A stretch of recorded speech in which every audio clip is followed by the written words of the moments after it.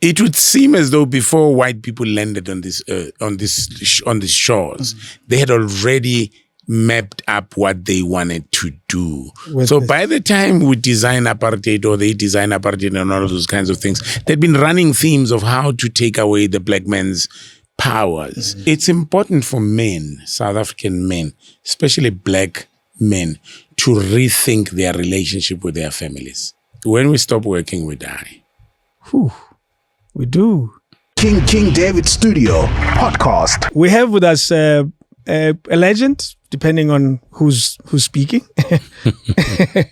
In my world, he is. It's someone who's achieved quite a bit. And quite a bit, again, is relative. I hope he sees it from our perspective. We have with us Duma Ndlovu, who prefers to be called Duma Ndlovu. How are you, sir? I'm good, Ndadi. How are you? I'm well. It's an honor, truly a privilege. I remember when we were talking about our wish list, you were right up there, and we thought, nah, we will never get him. He never speaks to the media. Is there a particular reason why you're not particularly excited about platforms such as these ones? I've done my part. Yeah. I've done my part. I started working when I was 18. Jeez. I was a journalist.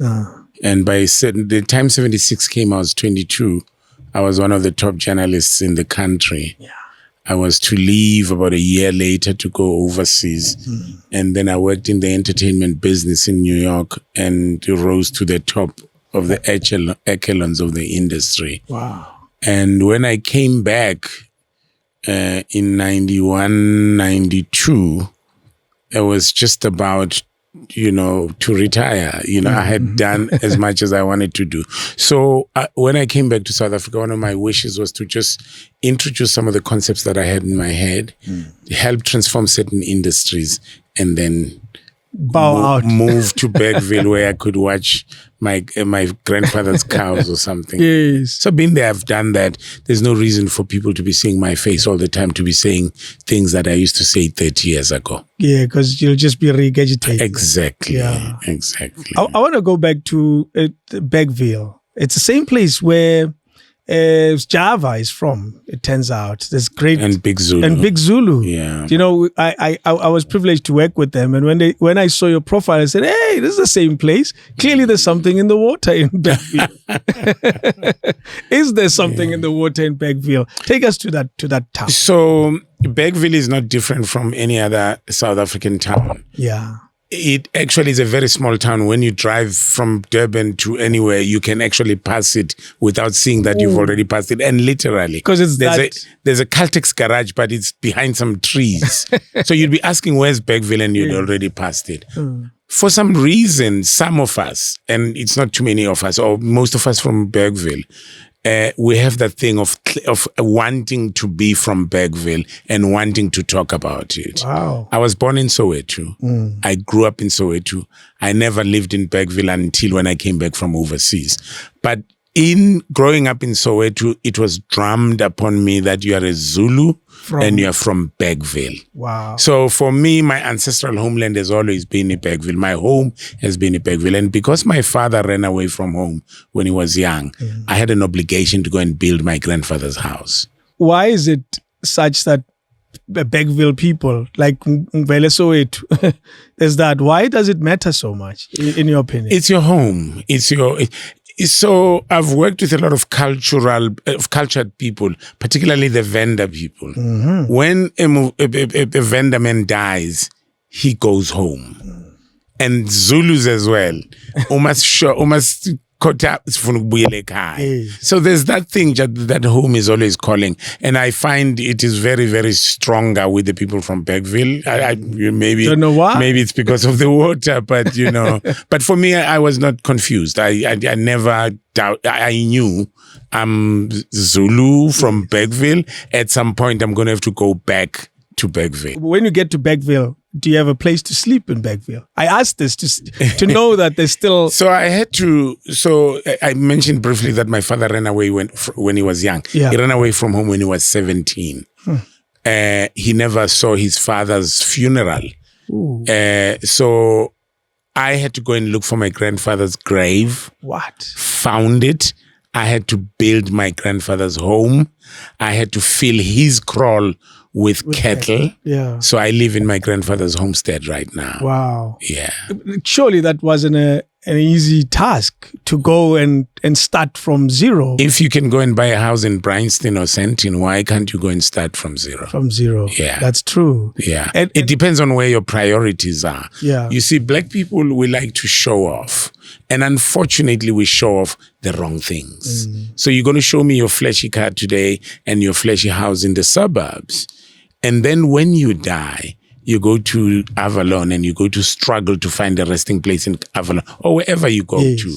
I am going home to Bergville. And I'm going to be buried in the yard next to my grandfather. There is no question. There's no confusion, no question. My children know that. So who is happier, That's true. It's up to you. Do you know the story behind your dad leaving? He was just a wayward child. He was a street child. He was, and I was fortunate enough to know him because he raised me. My father was my father. He was rough.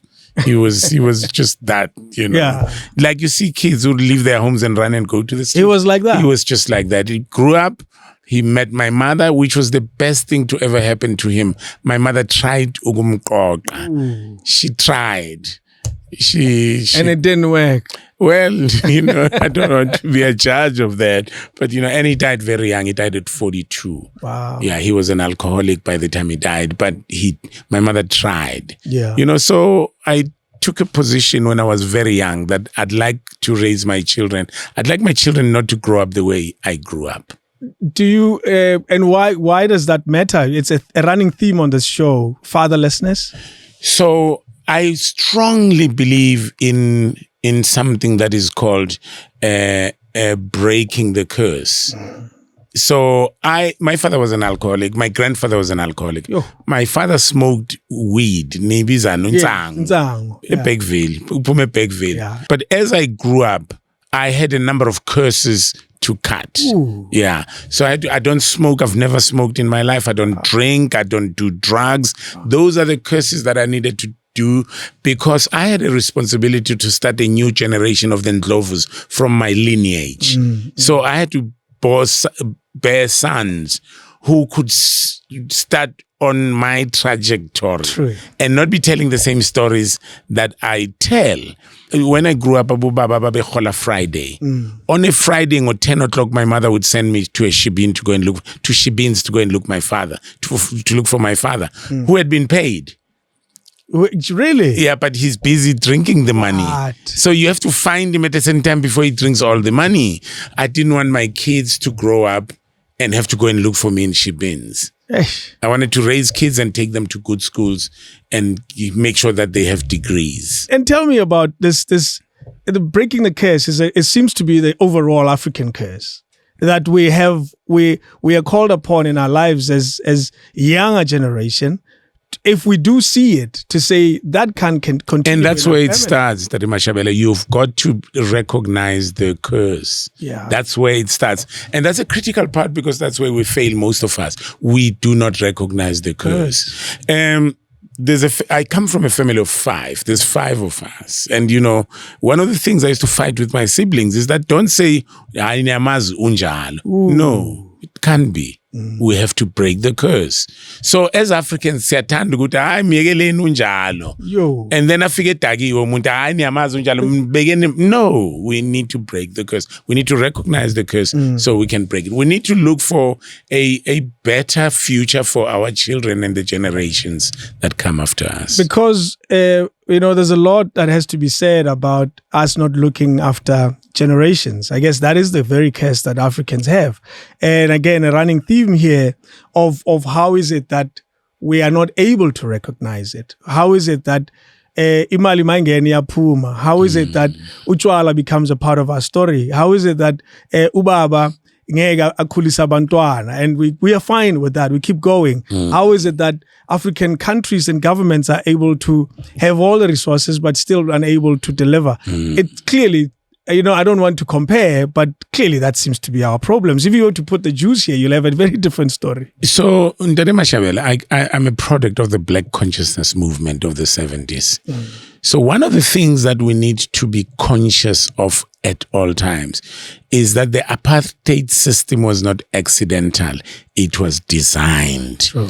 They sat down and said, how can we take away these people's humanity? Now, not only that, it would seem as though before white people landed on these shores, they had already mapped up what they wanted to do.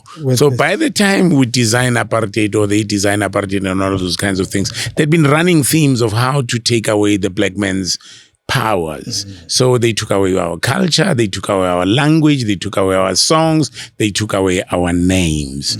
So when you talk about all the elements that you're talking about, Guti, we don't have a system of we have been captured.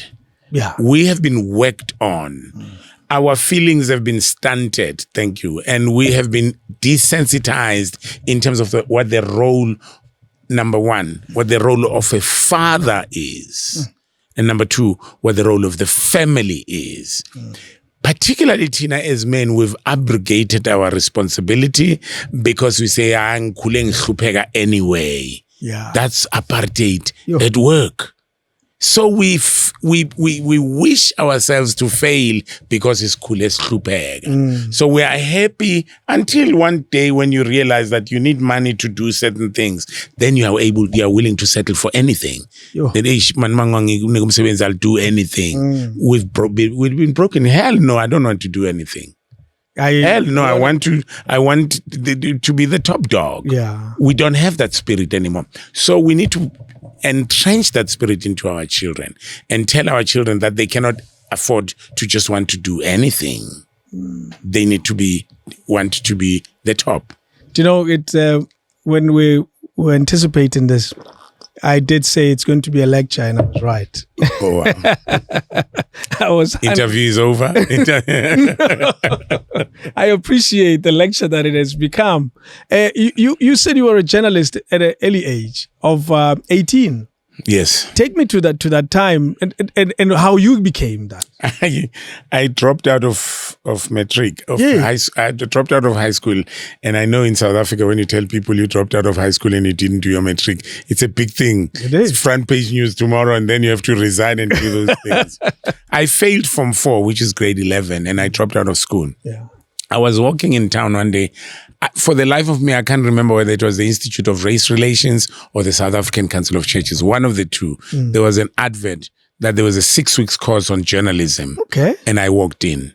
And they interviewed me. They took me. I don't even remember the interview. I think it was just this thing. And I discovered when I was inside that journalism is about writing. You want to say journalism? You didn't journey. I thought it was about traveling. And I wanted to go overseas and finish my matric. Journalism. And I worked in there, and I took the 6-week course. At the end of the 6-week course, all the newspapers came and they wanted the top students. And Sowetan, which is called The World then, took the 3 top students, and I was one of the 3. Yeah. And that's how I became a journalist at a very young age. And at that time, I was tiny. Nobody believed that I was a journalist. I think I looked 14 or something. I look at the pictures now, I'm like, okay. So matric didn't matter so much, it seems. It did matter because I kept on my entire life in South Africa then. I wanted to still go overseas, and I kept on applying for bursaries for all of those things to want to go overseas so I can finish my matric so I could go to university, because I understood how important university was. So yes, it definitely mattered. It mattered. Yeah, I was going to libraries, looking at scholarships, and did anything. For the 3 or 4 years of me being in South Africa working after that thing, I wanted to go away so I could improve my life, so I could break the curse. Exactly. Break the curse. Yeah. Do you know, something that stands out about you is you, and wrong or right, it seems like you've discovered it late, falling in love with words, falling in love with constructing words and telling stories. You say it was accidental at that time at 18. Was it as accidental? I had been writing. In high school, I was writing. I started writing when I was 12. Oh, yeah. My consciousness of starting to write, I was 12. I always had these notebooks where I used to write novels because I used to read Zulu novels.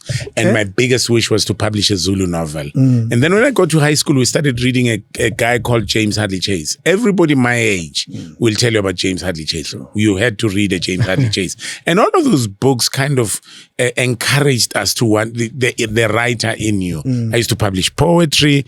And so basically there was a writer somewhere inside of you. Yeah, even though I didn't know what journalism was. So when I walked in there, it is about writing, so I was happy. When I went into the newspaper, the world newspaper then, called Sowetan Now, there was just so much excitement from my editors. Brilliant writer. I didn't know what the hell they were talking about. I was just writing. I was just writing. So I think it was... It found you. It found you, exactly. Found you as well. Yes. Yeah. You were looking for it and then you were looking for each other. I was looking for school and writing found me. And writing professionally found me. Yeah. Do you remember an 18-year-old journalist, what he was writing about? Yeah, well, I started writing sports under Leslie Sehume. And then a year later, they moved me to news. They accidentally sent me to the Supreme Court. Well, they sent me to the magistrate courts first. And I remember the guy, I'm not going to mention his name, who was writing at the Supreme Court. He used to drink quite a bit. One Monday, he didn't show up at work. So they sent me to the Supreme Court. Wow. I must have been 19. Yeah. And I used to have a nose for story, I used to be told. So I got to the Supreme Court. That whole week, I owned the front page. The following week, I owned the front page. So I stayed at the Supreme Court because, you had to find a way of breaking stories. And so I would go from court to court and check the court records. And I just kind of knew what kind of stories mattered. Well, That's how it's passing the baton. If you don't want to pass the baton, the young people should snatch it away. Yeah. At 19, different people are thinking of, young people have been, conscientized to see the world very differently, that they still need the dependence of to be dependent on their parents and so forth. Socialization is very different. It seems like your socialization was very different. Where I think about that a lot for a simple reason that when you get a chance, Google Tsietsi Mashinini and his first interview. Yeah. He was 19. He was eloquent. He was articulate. He sounded matured. Now, I worked with Tsietsi quite closely. In fact, I was very much involved with June 16 and the election of Tsietsi. I was a journalist then, but I was very, very close because I was working underground as well. That interview at Tsietsi is a reflection of where we were around that time in the 70s as 19-year-olds. And then you compare to the kids today, we were a worlds apart. Completely. Yeah, so we read books. There was no television. So the focus was largely on reading. We talked to older folks. We researched. In order to find the meaning of a word, you had to go home and find the dictionary. Yes. But in order to find the meaning of something, you had to go to the library. And there were no library. At the time. So you had to go to town to sit down and check encyclopedias and books and stuff like that. So knowledge was hard to get, but we went out and got it. Yeah. These kids are sitting here waiting for knowledge to come to them and they don't meet it halfway. So as a 19-year-old, I'm likely to believe that I was much more matured than the 19-year-olds today. Secondly, my father died when I was about 13. The relationship with my mother was such that she allowed me a whole lot of things.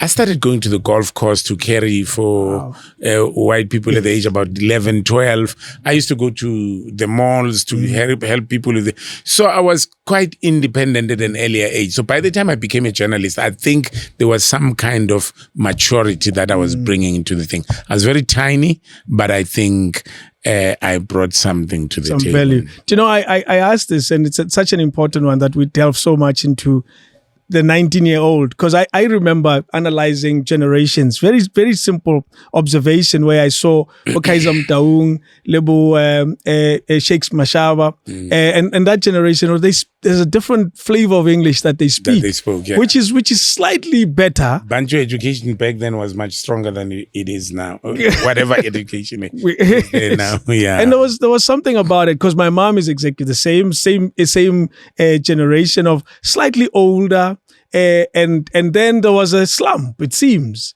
in generations. We did something as a country, as a people, that we are going to suffer from for a long time. In 1976, we took our children out of schools as we were fighting for education. It took about 10 years for the black children to kind of come back to school. Wow. And then they didn't. And there was a state of emergency in 86. And then in 1990, Mandela came back, and then kids did not quite go back to school. Then there was the wars that happened between hostels and communities. In 1994 came, we were still in the streets. Now check this out.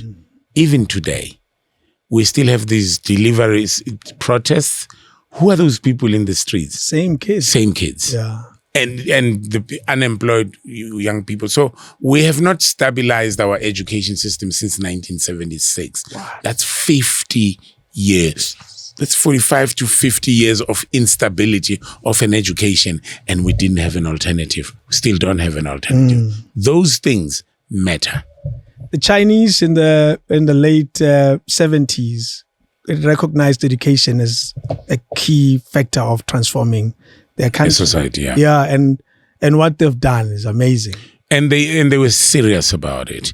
They would send people. I mean, there's a story of the Chinese fast train where they sent students to Japan to go and understand the bullet train. Yes. Today, the Chinese are the leading. Exactly. Yeah. You know, but also the East. I mean, is it North Korea?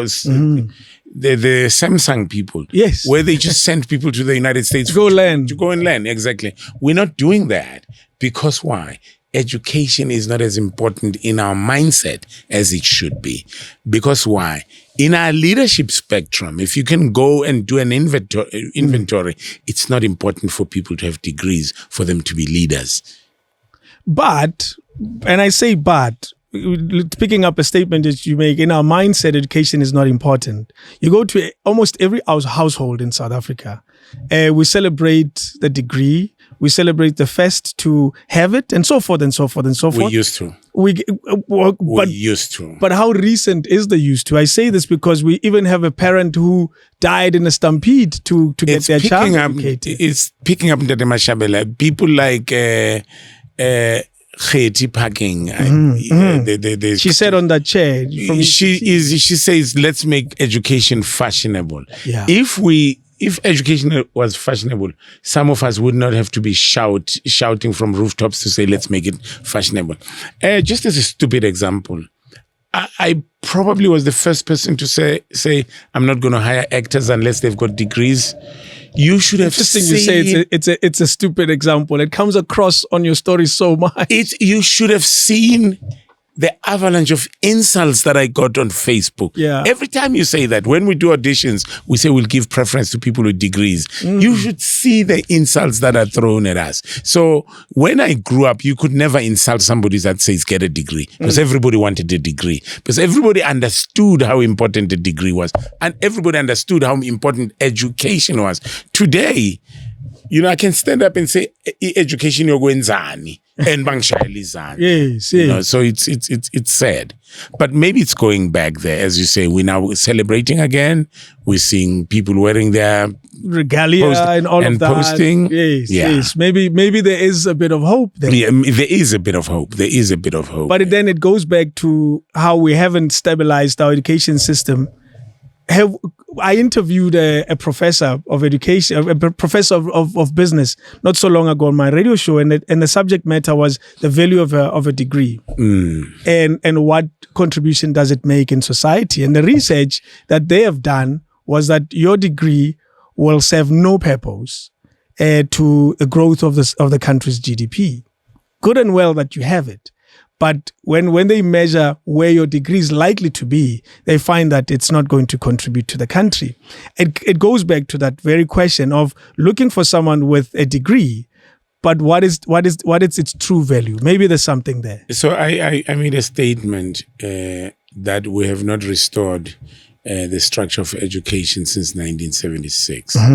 We have eroded the value of education, and we have not taken our kids back to school, and the school system is kind of dislocated. Now, you go to China or India or any other of these Eastern countries and look at the emphasis to young people, and you look at what we emphasize here. The value of education here can never be the same as it is then. So those statements can be made, but who makes those statements are people who've got an MBA and masters in business. That's true. They're saying that because now we are now in charge as black people who are running the country, and they've made a decision that these people are not going anywhere. Yeah. In terms of information knowledge, information and knowledge systems are concerned. So they've judged us, they've finished us. But the truth of the matter is we need to go back to making our education to be valuable so that our kids can grow, so that they can use it. Now, education does two things. It enlightens you, but it gives you an urge to be a leader.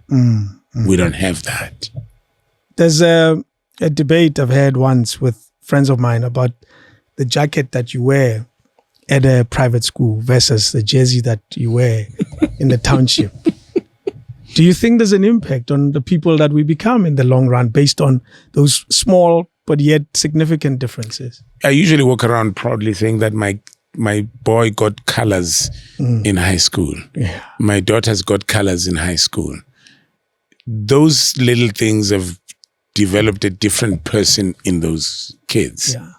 You go to a black school in the townships, we don't have that system of grading. Nothing. Are these kids different? Hell yes, they're different. When now in family gatherings, you hear that your child sounds different than your cousin's child. Absolutely, immediately. So yeah, you said that's my answer for you. Because the trajectory of a child who, and I'm making an unpopular statement, of a child who's worn a jersey, and because a jacket makes you feel almost like a leader from a very young age. Yeah. You get used to the feel of these collars. And when you wear it, only when you're older, it feels unnatural. It feels like you should have worn it a long time ago. So consider the fact that we wore blazers when we grew up, but they were hand-me-downs. Yeah. So now the jacket that you're wearing, you're embarrassed to wear it because So the psychology behind what you're saying is powerful and immense, because those kids buy new jackets and it's new. Yeah. And I'm wearing a blazer and it's a hand-me-down. True. And in Kulungnami, I put begi 2 years before. So the psychology is or go eat tracksuit. That's even easier. Yes, exactly. Because I remember when we were going to school, it was a tracksuit. Writers, and it's something that you have done. It seems you encourage other people to be writers. It's something that you did when you were much younger with the Midupi Writers Association. That's a long time ago. Maybe I want people to find their niche. Maybe as a person who, because what television has done, it has also broadened my scope. And I had to learn. I have a very strange journey in television, because my first show, I had to be an executive producer and then teach myself all the departments in the show that I owned. So I want people to find their niche. I want, if you're a writer and we're struggling with finding black writers, if you think there's a writer in you, go ahead and look for that and find it. But also there are other aspects of the industry that you can look at. So I encourage people to go out there and find what it is that speaks to them. You're saying we still struggle today to find amazing black writers? No, we don't have black writers. Forget amazing. And I'm specifically talking about television, but I can talk about other genres as well. But I'm specifically talking about television. We struggle to find black writers. We struggle to find black head writers. And the disadvantage in writing is that sometimes it takes 3 to 4 years to train a writer. And we're impatient. We're looking for jobs. We're looking for paying jobs now. 3 years, you're looking train, Muvhango, so those are some of the realities that we're facing. Is it a hard transition from writing for a different medium to writing for television? It wasn't for me, but I'm discovering that it is for a lot of people. So I don't want to use myself as a benchmark. I had to buy a lot of overseas scripts and read them and write my scripts. Yeah. And I didn't find the transition to be hard, but people are struggling. It's a mindset type of a thing. It's like, it's not the same to write for a film or a television series. Two different things. worlds. Yeah. But I think people struggle with the forms and the genres and stuff like that. Yeah. But again, I'll say the same thing. If you go to school, if you go to a tertiary, then it's not that difficult, because tertiaries are meant to do that. To help you. To show you the difference and to make you to be able to deal with either. Do you find that your time in the US has helped the person that you became as a contributor, and I'll use it very bluntly, a contributor in the TV sector as a whole? It has to, because even though in New York I was producing for theater, but I was also one of the top producers for theater in the United States. I produced on Broadway. Yeah. I think very, very few people can say that. I produced at Lincoln Center Theater. I worked at the Lincoln Center Theater for years. I produced a whole lot of things. So I was in that higher echelon of the entertainment industry. So I think that experience did help me quite a bit. And then I wrote and I directed, and I presented plays. So I think so. It made a difference. Yeah, I think so. Yeah. How did you end up with that opportunity? Take us to that, because it seems like who else did we have who went to the US and Ndade Jerry Mufokeng? Yeah, he came through me as well. He was at Columbia University. There you go. And he spoke, and I said, how close was America then? It seems like it was much closer than it is now, because the journey seems almost so far-fetched now. And we say this on a day when we got the news of Black Coffee having won a Grammy, and it's a big celebration. And I say, how did you end up with that opportunity? I went to see a play on Broadway. I used to watch a whole lot of plays. I'm a dreamer, and I wanted to make it big in the United States. Well, I used to say I'll make it big, and I didn't doubt that. And I don't know why. I went to see a play, Athol Fugard, Master Harold and the Boys. I came out of the play, I was angry. I was angry, I was spitting mad, because in the play there was a scene that I thought was very racist. But whites reacted to it quite totally differently. When this white boy spits on the face of a black person and, makes them take off their pens and stuff like that, I received it totally differently. And I kept on saying to myself, Americans should see black theater from South Africa, because it was on Broadway and it was packed. Then I got an opportunity to present to the people who were running Lincoln Center Theater then. I went to them and I said that I'd like to do a festival. I'd like to bring black South African plays. And they jumped at the idea. They said, great. They said, great. And that's what we did. Wow. And we did the festival.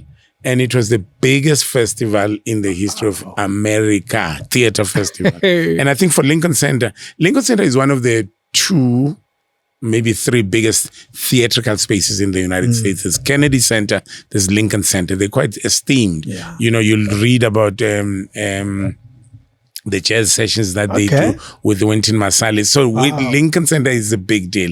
And here was I producing a festival of South African plays. There was Bopa, there was Sinamali there, Children of Asazi, there was Maisha Maponya. There were 5 plays that we did, and it was amazing. And that kind of introduced me to the Broadway theatrical space. But before then, I had approached the theater in Harlem, and I said to them, I'd like to bring a South African play. You were a dreamer. Yeah. No, I used to walk into these spaces and say, this is what I want to do. And for some reason, people would say yes. Yeah. I went to see Woza Albert in 81, I think, at some theater downtown. And it was almost empty. and it was an amazing play.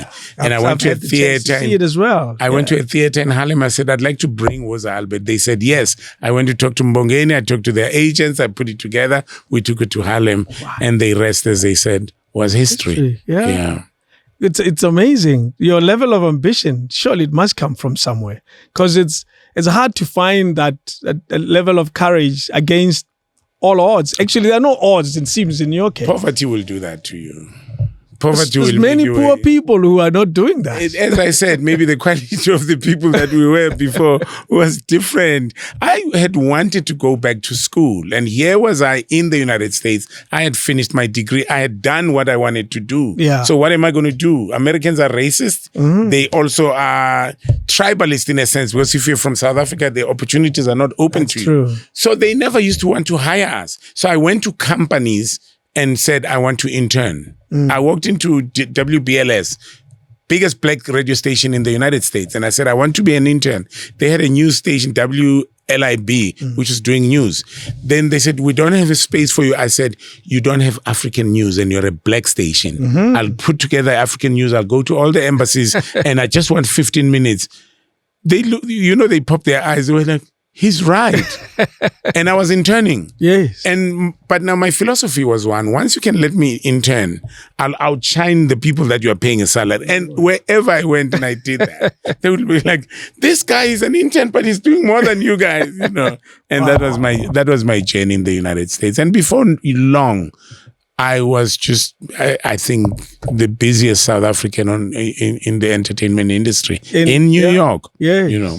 And did you find the stay in New York interesting? I use the word interesting because that Duma Ndlovu said, Jesus, it was probably one of the best times of his life in terms of the lessons he learned and everything. Every single day I spent in the United States, I hated it. Wow. I wanted to go back home. And that's the difference between myself and everybody else. And I did some of the things that I did because I wanted to... I just wanted to keep busy because I didn't enjoy it, which is why I probably am one of the first people to jump and say, I want to go back home when Nelson Mandela was. I didn't, I worked and I was doing quite a lot of things, but for me, America was not the place to be. No, you were never going to stay. I wanted to be back home. And I'm not talking about Jerry here because I know Jerry. I've worked with him in the United States. But remember that South Africans love to romanticize America. So most of them would come to America and discover that it's not what they think. But they couldn't come back and say, it's not what you think. Even like I was in America. No, it's not. I rubbed shoulders with everybody. I produced and worked with the top people. I still did not enjoy being in the United States. What is it that at its core you didn't like about it? Ubuntu, the texture of Ubuntu is different. It's a different environment. It's a different group of people. In the United States, it's very easy to sleep in the streets. It's very easy. And if you don't have your own place, you're likely to go and sleep in the streets. I know. Yeah. And when you don't have a place, you start calling people, suddenly they are studying or they are busy. And I don't know whether they hear the tone of your voice that you're about to ask for something. Like, I can't talk right now, I'm busy, do this thing, and boom, that's it. It's a very cold place emotionally. It's very, very cold. And just there's a whole lot of other things that for me didn't work. I remember an experience in New York. I was asking directions to some guy and his response, you could easily say 10 left, 10 right, or say, I don't know. His answer reflects exactly what you're saying. He said, do I look like a map? Do I look like a map, man? I remember and there's a whole bunch of other things that you can say about America. Wow. Yeah. and Merupi was banned, wasn't it? It wasn't allowed to operate. No, it was banned together with the 17 Black Consciousness organizations. Yes, it was banned. Jeez, you were one of those who found the stuff that the apartheid government said shouldn't be done. Well, they used to detain me every other week, and we were for poetry and other things, So we were on their backsides quite a bit. Do you know there's a concept I've had for a while called my apartheid story? Because I think there's something about those stories that will be forgotten and they'll disappear. And yet their place in history is so important. I remember having a chat with Dr. Repeat, and he told me that he had to play for Makhoa on the side of the road, traveling from a gig in town, traveling back to Joburg to home. And then they stopped them and they asked them, what doen jullie? What doen jullie? And they said, we are a band. And they said, okay, speel then. And they took out the equipment and started playing in the streets. Yeah. You know, it's difficult to ask someone who's lived through so much of apartheid as you have and say to them what stands out. But what is it that for you remains an important factor about it? So not too many people will say this except the people who have the same experience that I have. Yeah. What made us different from 1973, 74 is because Black consciousness said to us, you are as good as anybody else. So you'll find a different texture of a Black person if you talk to the Black consciousness people than everybody else. So we never allowed white people to mess with us. I almost used the F word. So for us, we stood our ground to the extent that the experiences that my father and my parents had, I never had because I wouldn't allow them to do that. That's number one. But number two, we were never in spaces where those there were possibilities of those kinds of things. My first job was as a journalist for the World newspaper. I was a journalist, and the white woman was sitting across the table from me, and we were equal partners. And I went into the Supreme. When I went to the Supreme Court, I was telling you about, there was a newsroom. There were 17 journalists. I was the only Black. And I was a kid. I was 19. I was tiny. And when I had to use the phone, I'd just take the phone and use it. And everybody looks at me. I'm like, you know, and they'd want to come in front of you. I'm like, no, it's my turn. I've been waiting. So, and I remember one time these journalists, when I walked into the newsroom, they were ready. They were waiting for me. And you could see that they kept on talking about me before. And then they started asking me. And most of them thought I had trained in Russia because I was assertive. What? They had never met a Black person who was assertive. Like exactly. Yes. And the fights that we used to have, small little fights, but they were fights that, and remember, most of them were liberal. But, you know, so you can't just jump me because you're white. You know, this is a newsroom. There's one newsroom. I'm not going to go to a public phone. This is a newsroom. And whoever designed the Supreme Court had forgotten to do a blacks only. Yes. So that was the only newsroom. In court, I used to sit next to the white reporters because there was only one reporter's bench. So our experience was different because we had that bravery and we had that assertiveness to say, Black men, you are on your own, you have nothing to lose but the chains of your slavery.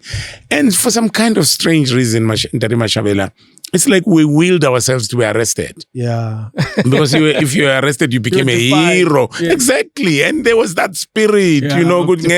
Yeah. So for me, my experience would be different than a Ray Phiri. And Ray Phiri stayed in my house in New York all the time. And we used to fight all the time with guys, come on. Exactly. Certain things you don't allow them, you know. And there weren't too many spaces where you'd go to and experience the nonsense. Have we lost the opportunity when it comes to what Black consciousness had to train the mind of a Black man? We need Black consciousness back. Our people have given up. Our people are subservient. Our people are ass-lickers, excuse my expression. Our people are going back to giving their children English names. We are lost. Sure. We are lost. Where is Steve Biko's ideals? And now people, simple thing. Our concept of beauty.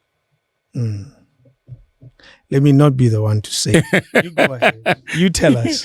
Our concept of beauty is so distorted. And in the 70s, not one Black woman used to straighten her hair because between 1960 and 1969, we had worked so hard to say natural beauty is the thing that works. About lipstick, about skin lightening creams. Then between 1970 and 1980, something happened in 1980. Sheen was introduced. I don't know if you remember it. I wasn't here. Oh, yes, of course. A friend of mine came to South Africa, Brian Gule. He was unemployed in because he was my friend. Brian Gule was unemployed. He came to South Africa. He studied at my hair salons. I don't know who. I don't know if it was the Rupes or whoever helped him, and he became huge. Jeez. And all the gains that we had made. Yeah. And those gains were surely lost, and they continue to be lost even now. We're not going to. There's no way we can recover from where we are right now. There is no way. So this ship has sailed. The ship has sailed. The way we look at each other as black people, in fact, it's very possible that men are going to start doing some crazy things that men never used to do, because now we are in so deep. I don't see us extricating ourselves out of that. If there was a glimmer of hope and it was this tiny, what would it be in the society that we've created now? We need to fix so many things. We need to revisit the family structure. In each and every family, we need to teach our children a different language and a different vision. And that's where it has to start. So I talked about apartheid and its effect on all of us. To reverse that, And I was, if you read the story of Verwoerd, he knew exactly what he was doing, because he went to school to learn how societies work. It was structured. It wasn't just by... It wasn't a... Yeah, so we can't just wake up one day and no. Yeah. Do you consider as society in trouble? Because this is catastrophic. I'm not sure if society is in trouble as much as I think, as you said, the ship has sailed. And the classification of society now, and I always have this conversation with our children, is that once you don't do a family wealth kind of a thing right now, in 10, 15 years' time, you're going to be living in a shack. And, the families have been structured. I mean, the society has been structured now. The rich are going to get richer and the poor are going to get poorer and poorer. All the white people, all the black people that live in the suburbs right now, in about 20 years' time, it's going to be 10% of them that remains in the suburbs. So you're saying this scenario we're in now is likely to just get worse and worse, not better and better? It's not likely. The unemployment in South Africa is unimaginable. Now, we are not doing anything to reverse that. No. We are very comfortable with unemployment. Just because you don't have a job, we reward you with 350 rands a month. Eish. Why should you look for a job? Yeah. Just because you've got a child, we give you money. So then these kids think, if in order for me to get more money, let me have another child. So the societal anomalies and the education system that is non-existent. We're not fixing. We are in SHG. Yeah. It's crazy. Do you know, I say this, and we're led by a black government. It's been leading us for 20 odd years. And I hate when these conversations turn political, because that's not the real reason we're here. But we live in a society that is meant to be working for us in our skin color, but it clearly isn't. What, in your opinion, is at the core of this problem? Because it should be working for us. We need young people who are not part of this mess to take over and be the leader. Who are those young people? I don't even know where you're going to get them, because they should have a different mindset altogether. Yeah, they should have a totally different mindset altogether. The mindset that we possess right now, I don't think that you need a parliament of anybody who's 60 or older. Is it because of their references, their mental references, this older generation? We don't even have references. Yeah. South Africa right now, we have been engulfed by greed. Let me tell you a story. It's short. I'll make it very short. In the 70s, I worked under Winnie Mandela and a few other people. I'd be given a responsibility to go to Swaziland to take young people for military training. I don't know the aspect of military training. Take them from here to Swaziland. Yeah. What happens to them then, it's none of my business. Yeah. I'll be given 1,000 rand for that whole trip. I couldn't keep receipts. I had nobody to account to for that money. I remember one time I had an Ellerins account and I was behind by 3 months. I used to pay 11 rands a month. Jeez. And I was behind. I owed them 33 rands. I had 1,000 rands that I had to use for the struggle. I couldn't take 33 rands from this money and pay this thing. No. And that's a tiny fraction of it's the 33 rands, Yes. exactly. I have to do, and there are no receipts. And then I can't come back and say I have to account. I just have to use all of that money for the purpose that we're no longer there. We no longer, oh my goodness, today, oh my goodness. I give you R1 billion. Oh my goodness. It's been crazy. So greed has taken over and political consciousness has gone out the window. Where do we get this greed? Is it part of who we are? It's poverty mixed with what apartheid did to us. If you keep mice in the same place and you don't give them food, they'll start eating each other. Yeah. And that's what we've done here. That's what we're doing. And we're not doing anything to try to overcome it or to solve it for future generations. There's nothing. Right now, the only thing that people want is money and to have a better house than yours. Yeah. So where are you going to get that money to give them to? So they're going to go and do what they're doing right now. Wow. Yeah. I want to go back to a young man that grew up in Soweto. Take me through the time. When was when? And I asked this very simply. Kore, you were born in Soweto. Orlando East. Jeez, man. Orlando East keeps coming up. I was born in Orlando East, 171 Orlando East. The house is still there. Orlando East next to TOCC. What type of Soweto and Orlando East was it then? When you? I was just born in Orlando East, and I had to go back to Emasageni. My father was building a house there. 1958, 4 years after I was born, we were forcefully removed and moved to Piri. I lived in Piri for 22 years of my life until I left for the United States. Wow. Yeah, 22, 23, yeah. 1976 happens in your lifetime when you were quite conscious. You were aware of Huitzahala. I was a leader in a number of structures. I was a leader of Medupe that you've mentioned. I was part of the leadership of the Black oh my goodness.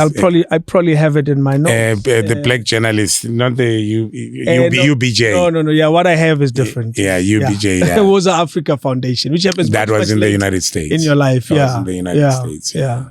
And the planning, the talk, it clearly was something that was brewing. And I'm referring to that specific day because the day is a moment. However, the event is much bigger and it's much longer than just the day. The planning, you saying you were a leader at that time, the planning and the talk, and was it as obvious that someday this is going to blow up? To me or to the people who were part of it. So all of us knew that there's three things that were likely to happen to us, and we were fine with that. You are either going to be arrested and sent to Robben Island, you're going to or leave the country, or you're going to be killed. It was one of those three things, nothing else. You're not going to succeed. And come back home. We used to say our blood will nurture the tree of freedom. So it's not going to be us who are going to lead the country. Somebody else is going to lead the country after whatever has happened to me. So wisdom is quite important. I don't know if it was wisdom or foolishness. No. Looking back towards that. So I was viciously opposed to going to exile. In fact, I was reading Angela Davis's biography where she was saying, going into exile is stupidity. So I was just clear, I'm not going into exile until I was faced with the prospect of being arrested and some kids. If I had been arrested, I would have served more than 20 years on Robben Island. So I was like... How did you survive that? Well, I left. I went to Lesotho. Yes. Yeah, I went to Lesotho. So I wasn't running away. I was just going to let matters cool down and come back. But matters did not cool down anytime soon. No, they didn't cool down and I was forced to leave. Where did the political fighter in you come from your immediate household? I was in high school. One of my teachers was... Tom Mantata. We called him Killer at school. And he was really one of our political sparks. And then it was around the same time when Abraham Tiro was kicked out of Teflop University. He went to Maurice Isaacson to teach there. But before he went to Maurice Isaacson, he taught the black schools. And one day we were at high school and Thomas said, Abraham Tiro is outside. And we all left the classrooms to go and listen to him. We went to Piri Hall. So there was just a whole bunch of people that were conscientizing us. So there was just that spirit. I don't know, because in my community, Piri, I was the only one who who was moved We're at by the this. fire. Yeah, I really don't know the books I used to read, because I changed now from reading about James Hadley Chase. I was beginning to read about Malcolm X, Martin Luther King. I was beginning to read political books. And I think just somewhere. Something inside of you. Yeah, I don't know. I mean, I thought my mother would be very disappointed in me, but I was in deep, and then I started getting arrested. And then Did she encourage this? So my mother didn't say anything until in 76. So I spent half of the 76 in prison, by the way, in detention. And people used to get visitors. I never got any visitor. From your mom? She from knew anybody. Where you were. No, I was arrested. I mean, I was a journalist, and it was all over the papers. Yeah. You know, and I didn't expect her to come and see me. My mother was a domestic worker. So being mhlupha man zonke lezi zinto, you know. So I'm like, you know, ngivela ngezi ngoba uzongithethisa mayifika. It was October. We'd been in prison for about 2 months or so. It was October when she finally came. They say, you've got a visitor, your mother. Oh, my goodness. That was a long walk from the cell to the visiting place. Were you anticipating a stay? Yeah. And she said, she used to call me Kehla. Kehla ningakhali kakhulu itawudlula yonke lento. Wow. Really? I was like, and you remember those words so clearly? Oh, yeah, because oh my goodness, I was blown away. I was, hey, mama, no, ungakhali mntanami itawudlula labantu laba ngeke babuse live kude kube. And that's all I remember. I don't remember the rest of the meeting. I don't remember what she had brought me. I remember what she said. Yeah. And my relationship with her changed from that day onwards. What did it become? No, she was my mother before then, but mama. Yeah. So then I came out of prison, and later that year I left for exile. I come back from exile 15 years later.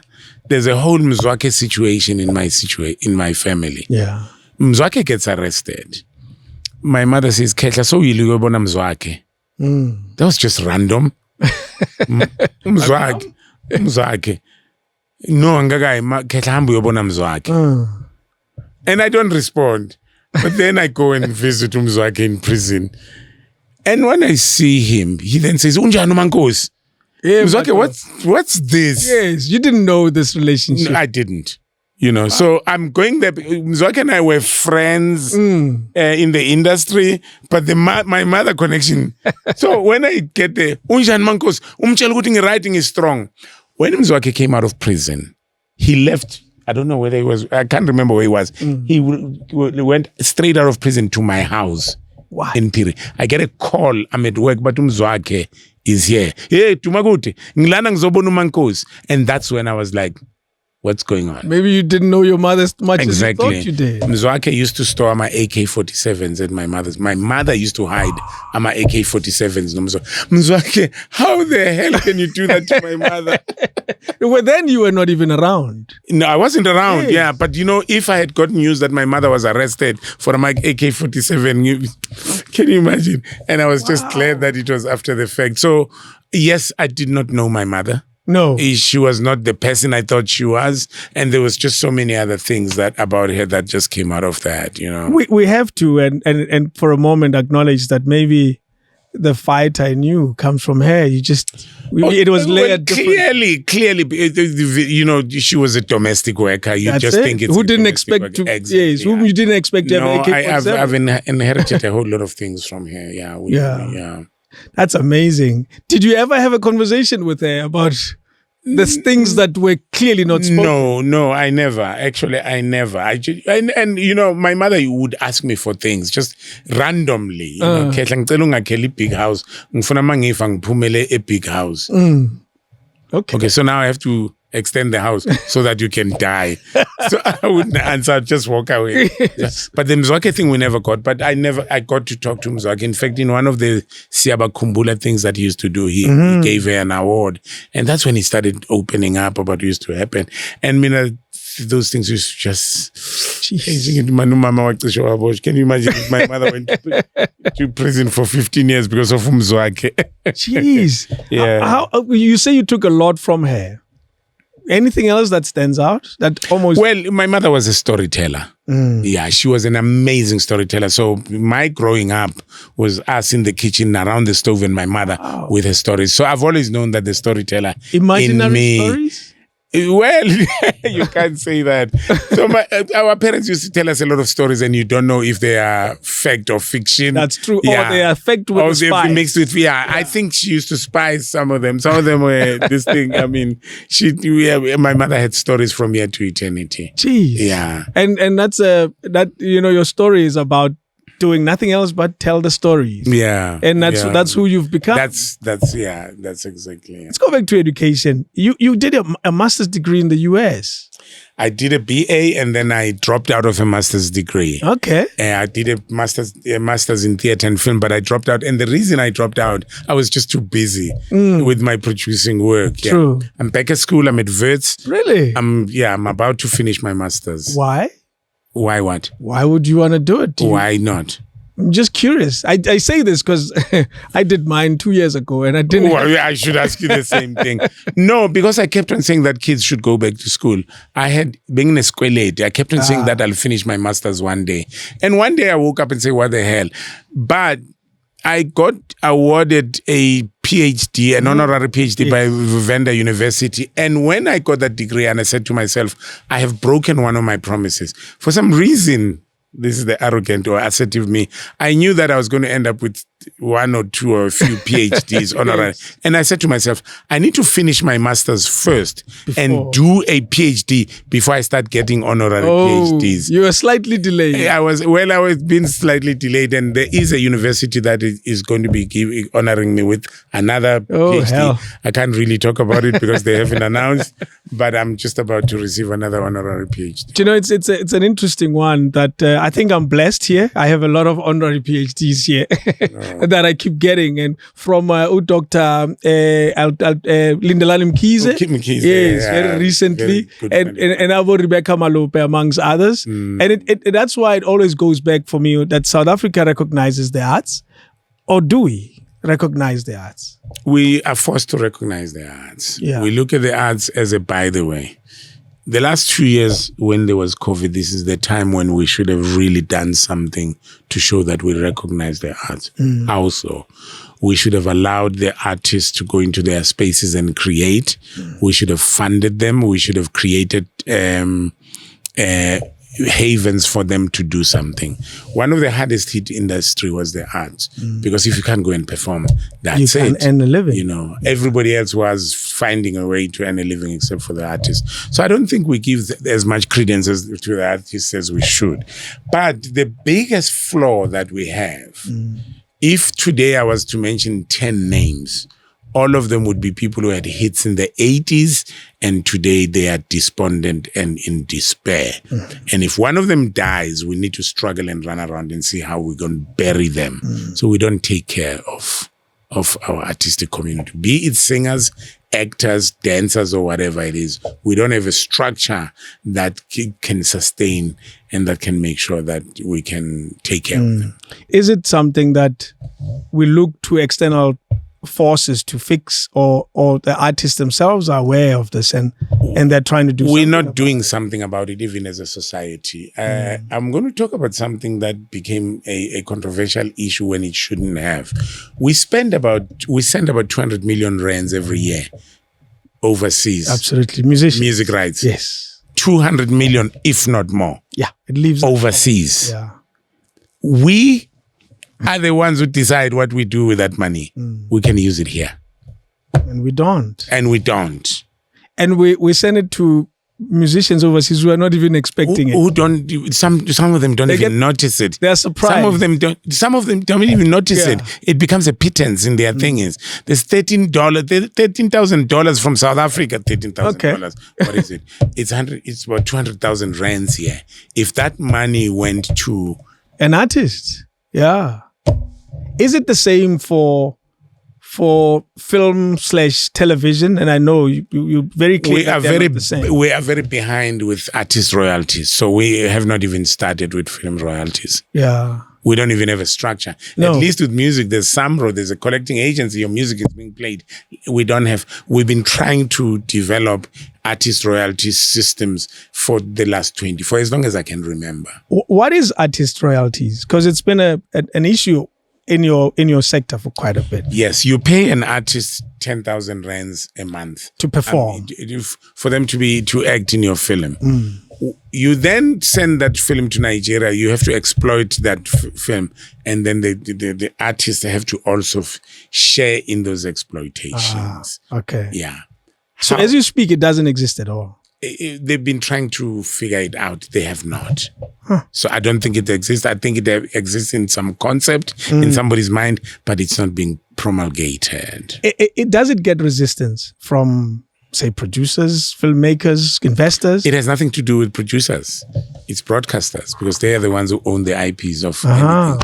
I don't own Muvhango. No, true. Yeah, they own it. And they are the ones who sell it. And sometimes, as a producer, you get some money that say that they sold it somewhere. And they say you get your small percentage based on the agreement that you had with them. Yeah. But another thing, which is getting better, South Africa relied too much on foreign content. That's true. The more local content we create, the more we can pay our artists. You're saying it's getting better. Are we, from a percentage point of view, have we moved from, say, 5% to It's better than it used to be. Yeah. There were 3 soapies. Well, that's There's true. between 10 and 15 now. You can call them telenovelas. There's dramas. I mean, there's all the broadcasters doing all kinds of things. There's more work than there was before. So I don't want to sit here and start criticizing the broadcasters, because they've increased. There could be more. So there's always room. There's room for more. Exactly. From a percentage point of view, do we still have more international content on our TV? Well, we've taken the soapy and the drama, we've localized it now. So people are sitting at home watching instead of Days of Our Lives, for example. Yeah, but why do we still have About Bold and the Beautiful? You could put a South African daily on that same slot. Yeah, exactly. And give it the next 40 years, like you've done with The Bold and the Beautiful. Yeah. Well, Muvhango is turning 25 this year, so I can't complain that much. No, you can't. Yeah. Yeah. Do you know, something that comes about very strongly as well is that you don't walk into a space and do nothing. You form organizations in the US. You're talking about me? Yes. There was I said that I usually work so that I can kill the boredom. Is that all it is? Well, it was in the United States. So yeah, you started, what is it? Was the Africa Foundation. Yeah, I raised money and sent it back to South Africa to fund the arts. Yeah, we created a lot of, we funded a whole lot of people. I've got stories from here to eternity about the World Africa Foundation. What was the interest to support what you were doing? Well, it was the right place and the right time. Yeah, America was crazy about South Africa then. Yes. We were all fighting for Mandela to be released. It was the 80s. So I was speaking the right language. So I raised a lot of millions to send to South Africa and to produce plays, to do a whole lot of things. So and your goal was clear that it's about art, not anything else. Yes, because that's the space that I was in. Yeah. My philosophy in life is that you can't be all over. You need to choose your goal. I've decided that the performance arts is going to be my I'm not an actor. I've never been an actor, but I've got a school for actors. That's my focus. Even after retiring, I'd like to continue with that. That's the contribution I can make, because I can focus on it and I know how to develop it. A South African in America teaching African literature to Americans, was that well received? I was teaching African American literature and African literature. Yes. Yeah. In the United States, once you've read, and once you can exactly. Yeah. Yes. Once you can deliver. Yes. Yeah, you're seen differently. Yeah. And because I realized that there's still a teacher inside of you. Well, I taught African American literature and African literature at Stony Brook University for in New York. 2 years. Yeah. Yes. And then again, I got busy with the producing and everything else. I'd have loved to have taught a little bit more, but. And I asked because you seem to have enjoyed it in that small time, and you just suddenly stopped it. Well, I always say that I teach in other forms. Yeah. I teach in other forms.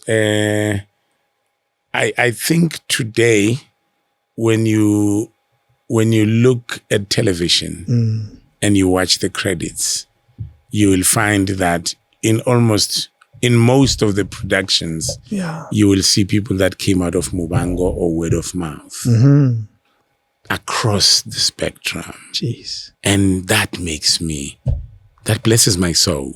Yeah. Is that not teaching? It is. I've developed people who knew nothing about television, and today they are part of the fraternity of the television industry. We've also created superstars. We've trained actors who today are some of the biggest actors in the industry. And so the teaching continues. The return to South Africa is a question I've never asked those who were in exile or those who had left during apartheid. The decision to come back and the conversations about coming back, I imagine there were continuous conversations. You are with fellow South Africans, with South Africans here, South Africans overseas. What conversations were you having? What were you hearing from that far away? I was slightly different because I didn't want to have those conversations because I didn't want anybody to try and convince me not to. And my family I get blamed quite a lot because I took that decision. They said that you didn't discuss with us and blah, blah. I was like, I'm leaving. So on that front, I did not have too many conversations, but something funny happened to me. And I'm not sure how many people that happened to. As soon as the announcement was made, I got a call from the South African consulate in New York. Afrikaans. Okay. Apartheid. Yeah. So I was like, they called me. They wanted me to come at 10 a.m. into their offices. What is this about? Exactly. So, and the guy who called me was English speaking. He was, I think, the consular general or something. I can't remember these guys. And I did go. They took me through, and it was very, security and stuff like that. Remember that we used to picket and so they used same place. Yeah. And it was secured in case we want to break into it. So they took me inside, it was like, and then I'm sitting there, there's about 17 white people for that conversation about going back home, about what was happening and stuff like that and stuff. It was just their own fact-finding mission of all trying to understand. Was your headspace? How a black man. Yeah, exactly. And I had fun. I had fun. What in that conversation you had fun? Yes. No, they were asking, the mind of a black person, what's happening. And for the first time, I could tell you guys how we feel in a very relaxed atmosphere. Yes, there's no fear. Yeah, so that's one conversation that I remember very clearly. Were they encouraging of you coming back, or what were they? No, they just wanted to know. We never talked about that because after that they refused me a visa by the way. Oh hell! For almost a year. The same people, the same team. They wouldn't give me a visa but. So Mandela was released in February. Yes. I think I came home in 92. In November. In November of the following year or something like that. I couldn't get a visa to come back. What? At one time, I then flew to Lesotho and I went to the South African embassy in Lesotho. I said, Oliver Tambo is back home. Joe Slovo is home. Mandela, who the hell am I? And you still don't know what the issue was. I don't think. So eventually, I couldn't go home on Friday. But Monday, they allowed me. They gave me a 6-day visa. That's it? Yeah. So you came and left again? I had to go back again after 6 days. It was they will arrest me. And I don't know. Jeez. That was a rather crazy time, I imagine, in the family as well. It was interesting, but I was just having fun. I can't believe your reference to it is I was just having fun. I was. I knew that eventually I'm going to have to come back home. So I'm one of those people where I've never come back with a gun to shoot people. Yeah. And you didn't leave with a gun to shoot. Exactly. My headspace has always been my issue with them, my poetry, my thoughts and stuff like that. So how are you going to fight with me over that? No, yeah. How are you going to stop me from coming back home? Joe Slovo was back in South Africa. How crazy can it be? And he was probably he was a communist. He was a communist. Yes. I was not. Wow. Yeah. What an interesting time. Yeah. And the dynamics in the family. What was happening back home when you were not here, but obviously you knew the stories. Who had you left behind? Oh my goodness, my mother. My mother and my siblings. You had to get into dangerous territory. I had left my mother, my siblings. I had left a daughter. When I left, Nonkulego was... Nonkulego was about almost 2 years when I left. Yeah. She was a year and a half or something like that. But then when I was in the United States, I fought until I managed to get her to come and join me. She was about 9 or 10 when she finally came. So she was with me now in the United States. So it was mostly my siblings and the extended family. Do you know, something that we don't realize about being away during apartheid times is you couldn't come back and visit and go back. Well, we could go to Lesotho, Botswana or something, but you couldn't come here, no. I couldn't come here because I still had a profile. I'd been a journalist. I was all over. And I was still writing, contributing. And people were still writing about me, particularly with the things that I was doing with theatre, those are Africa. Because they carried on working. Yeah. So my name was all over the place. So I couldn't just show up in the middle of nowhere, Were you able to just come home? Even if you decided, I just want to go to Joburg, I'm coming. No. So what happened to those that did, and a few people, because exile was traumatic. So a few guys, and unfortunately these were people without names. Yeah. A Joe Blow from Port Elizabeth or something like that. Whenever they arrived, then the cops came and took them and beat them up and turned them into askaris. What? Yeah. That's crazy because our history is littered with askaris throughout. 1 or 2 came and nothing happened to them, but then nobody trusted them. Of course, because they didn't know who he was. Yeah, you came back. So what's the story with you? And most of them kind of fell into despair, alcoholism or whatever, because it was easier to just stay away than it was to come home. Yeah. Unless you wait for the time when everything has changed and now you're back. When Mandela was released, none of us thought it was going to happen. Not that soon. None of us thought. I mean, we woke up literally. One morning. Mandela was going to be released. What happened? Yeah, so it just kind of took us by surprise. And I was like, I'm going home. Was there ever a doubt that maybe, and I'm using the reference that you just used now, if you walk through the airport and nobody says anything, maybe there's something here. Was there ever a doubt? No, Bob, why I put my easy so? So I never came home until I came home. Yes. And when I came home, they wouldn't give me a visa. So I would never be in that space. Yes. So I don't know if anyone would just come through the airport or whatever.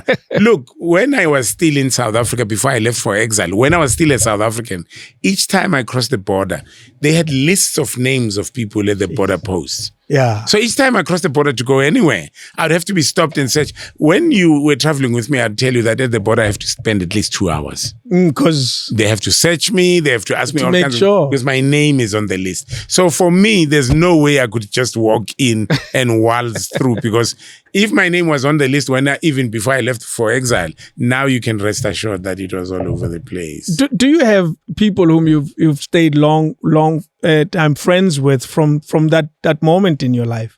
Because it's they say a generation is defined by those moments. Like us, COVID will always be a reference. Yeah. So with you, do you have those that you look at and say, well, I was doing this with these people? Yeah, so one guy is still alive. He's a photographer, Thomas Kosa. We worked together at the World, and I came back. We're still friends till today. Yeah. Unfortunately, Vuyisile Mdleleni died of COVID. He was part of Medupe, and when I came back, we got together again. But most of them have gone, passed away to the other. It shows you I'm not young. That's why I'm comfortable with the whole concept of going away, because a whole lot of them have gone away. Yeah. I must admit that your stories, by now, whoever that's watching this know you're not young. Oh, wow. With how much your references of stories are so clear and so amazing in terms of what you've achieved as well. Do you think your time in America has achieved anything? I think it contributed to a journey, the journey that I have. I would never go back to the United States to go and live. Or work, even maybe a project. I'm 67. Who's going to hire me? I'm not even about to start this thing. I still work. I'm still working for Disney. I'm the casting director for Disney. But I've also been trying to step away from that because I want younger people to take over. I don't think America made me who I am, but I think it contributed to the journey that I'm traveling. Yes. I've found this year, these past 2-3 months, to be very challenging. Why is that? With the Russian. Ukraine situation. Yeah. Where most of us as exiles have to remember who our friends were. And you read the news and you listen to the news, it becomes automatic. But then, you remember, and I laugh at myself. Then I say, oh my goodness, I almost took a position, but so you have to be objective. Because your reference to this incident is it as someone that lived it. Yes. Not just someone that's watching it. Not as an observer, no. Yes. You were honored the state's is it Congressman Charles Rangel? Yes. May 9 in Harlem is Duma Ndlovu and Mbongeni Ngema Day. What? May 9 is coming up. In a few days. It's coming up in about a month from now, yes. May 9 is regarded as your day. Yes. Jeez. And how does that come about? It's the contribution and the work that we did in the United States. The theatrical work that we did. And fortunately for me, most of the works that I worked on, Mbongeni was a part of. He became larger than life. Yeah. But I was just fortunate. We made friendship. We were partners. We did a whole lot of the work together that I'm extremely proud of. Where did you meet? I went to see Albert in 1981 as I said. So that was the... Yeah, and then after the show, I went to them and I said to them, why are you staying in a hotel? You can come and stay with me. And he came. So him and Pesi were not getting along. So Mbongeni came, Pesi didn't. So I ended up living with Mbongeni at my house. So every time he came, we lived together. He lived with me and my family. And I started producing his works. Yeah. And the conversation started right there that I can do this and let's take it bigger. Yeah. And I was still a revolutionary. They were being paid a whole lot of money. I said, Mbongeni, I want to take this play to Harlem. How much are you going to charge me? So they said, talk to our agent. I talked to their agent. It was about $10,000 a week, I remember. And so ngikhuluma secrets manje, about 4,000 was the salary yabo boy, $2,000 each dollars. So I'm like, hey, the theater, we are poor, we don't have this money. So can we cut your salary? You can't. So when I talked to the agent, they was like, we can cut, but we can't touch their salaries. No. I'm like, no, this is. So we finally made a deal. I can't remember what was cut or something like that. Yes. But when we took it to Harlem, it became the turning point for Albert. The theater was full. There were not seats. It was something else. Whereas they were performing to empty before, yes. Yeah. So, and that just kind of endeared them to the Black community, and then that's the relationship just blossomed like you wouldn't believe. My experience in New York years ago, maybe 10, 15 years ago, big poster of what is this? One of the productions that you cast for? Lion King, exactly. Lion King, yeah. It was there all the time, literally. Lion King has been running since 1997. Imagine that. It's the 25th anniversary in Muvhango. Since, and this thought comes to mind. Full houses. Or almost all the time. Or 3,000 people every day, 8 times a week. That's crazy. Every day. That's like watching Celine Dion at Las Vegas. Wow. The reason this thought comes to mind, you speak of Woza Albert almost in the same way, that there was just an amazing reception. Why is that about South African content that seems to appeal so much? Well, first of all, Americans and theater, it's an industry. Yeah. So shows can run forever there. But then you also need to find the right play for the right occasion. Yeah, I don't know. Remember, I had said that I went to Lincoln Center. I said I want to bring black plays. True. You were also taking a chance. You didn't know. Yeah. Something said to me, they're gonna love it. I don't remember saying no. It might not work. Yeah. I was just that assertive that you're gonna see. And of course, when we did the festival, it was something else. Because I look at what the Lion King continues to do, and I say the appeal can't stay on for this long without even having a moment of, we're struggling to sell tickets. Clearly, there's something there. Not Lion King. You have to see Lion King too. So another thing that works with Lion King 25 years later. Kids who saw it as 5-year-olds are now going back to see it as adults. Yeah. You'll find people that have seen it about 6-7 times. And they keep going. And it keeps going. We were lucky to have that scale of production brought here in Johannesburg. Africa, yes. Not years ago. It's a while ago now. I remember sitting in the audience, and these are familiar people on stage. And I say, wow, I think Selomake played the role. Was Mufasa. Yes, I remember. And I remember thinking, we cast him for that. This is why he had left, because he left for quite a bit. And he went to London. We cast Silo to go and play Mufasa in London. Yeah. And he was there for a while. He stayed in London playing Mufasa. Then he left and went to school and did his masters there. So by the time we did South Africa, at the South African show, he had just finished his masters. So we asked him to come and do Mufasa lesson. Do you find those opportunities are great for South Africans? Because amazing. It's amazing. Unfortunately, Lion King, because of the masks and the costumes, people won't know you. No, you'll never be famous. Yeah, you'll never be famous, but you'll make a lot of money. You'll live a comfortable life. Yes. There are people who've been with Lion King more than 20 years. And they're South African, left here. Yeah. They were casted and then they remain. And they're all over the world. Do you still continue to look for as a casting director, do you still continue to look for brand new talent? COVID stopped us, but I just got an email from the United States and we're going to start again. We'll keep looking. So there's still a need for new kids. Oh yeah. They're going to be opening new shows in other parts of the world. About 10 shows all over the world right now, I think. Jeez, man. The Lion King machinery is just incredible. It's printing money for those who wrote it. And it doesn't stop, doesn't it? It doesn't. Even the music in it continues to print money for them. Yeah, but it's amazing. Musical corner. It's really, really amazing. You are a Zulu man, Bergville, who wrote a VENDA show. It's an unlikely, you probably couldn't even say "da" when you wrote it. Now you probably can construct a sentence. What inspired that idea at the time? When a number of things. So just a little bit of background. I grew up in Piri, across the street from Chawel. From Chawel, yes. Had friends, family friends.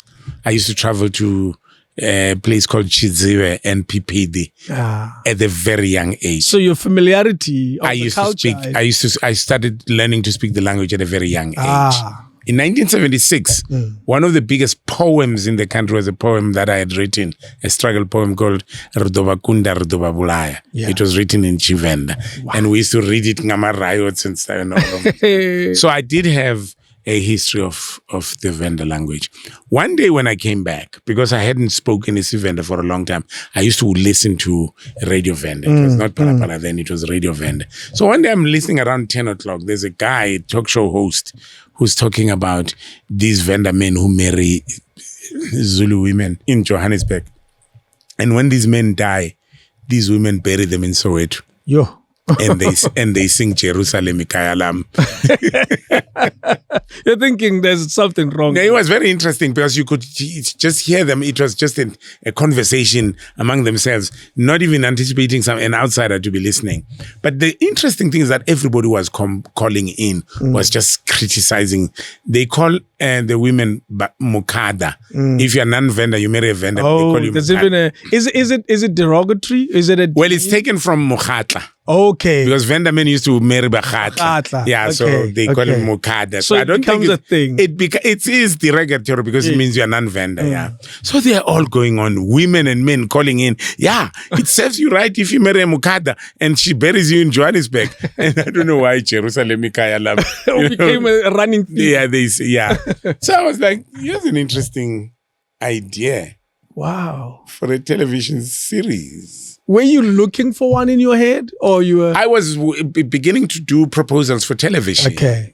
And in a conversation with a woman called Taninga Shope, who was running SABC 2, she was like, Duma, IBA, CASA. The current CASA. Yeah. IBA is encouraging us to do marginalized languages. So if you can come with an idea of a marginalized language, and that was it. What? That was it. And I wrote the drama. It's VENDA. When two things come together so unexpectedly, And then I took it to her. She was like, we're going with this.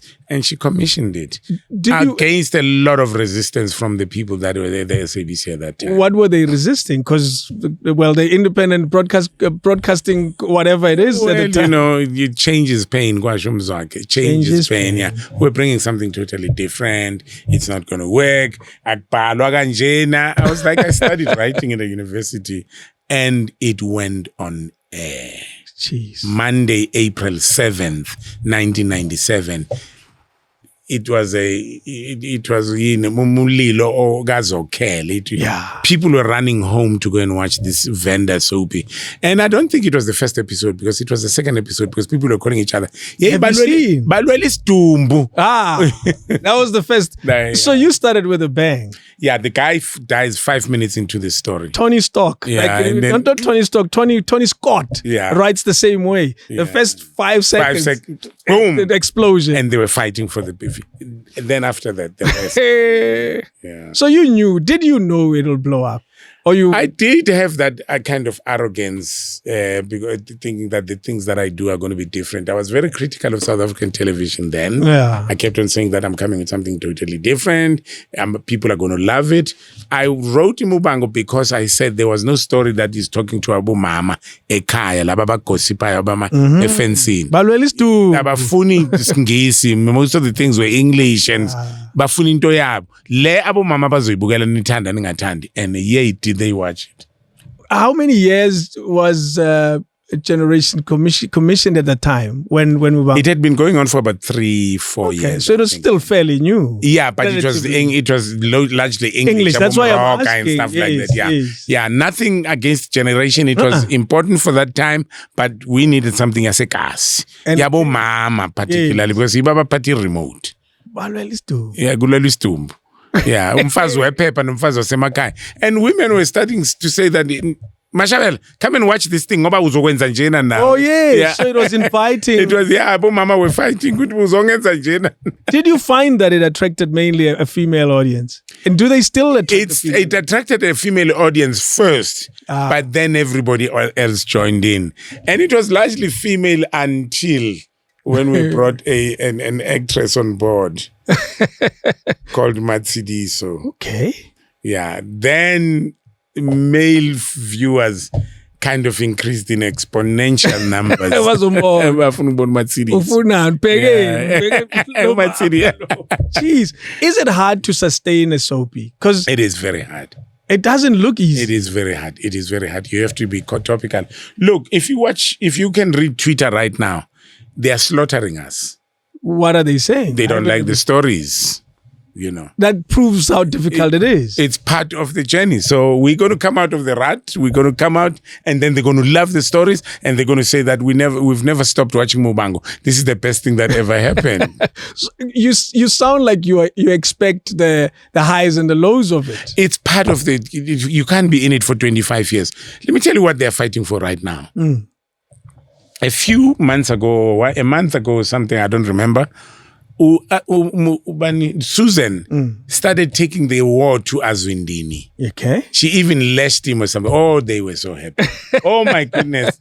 I was in trouble. Yeah. I didn't even like that storyline, but yeah, now that's it. Finally, she's been struggling for something. But you can't have Susan lashing Azwindini Mshange every day. No. So now the story has changed. How long is Susan going to be suffering? You don't like Susan. How long is she going to be? So now they're tired of what they liked for a minute. Yeah, they want, so we need to come up with, we're going to come up with new stories. They're going to come up and love them. It's going to be It is. That's what it is. Exactly. And largely, do you ever get to a point where you say, things really ngalen?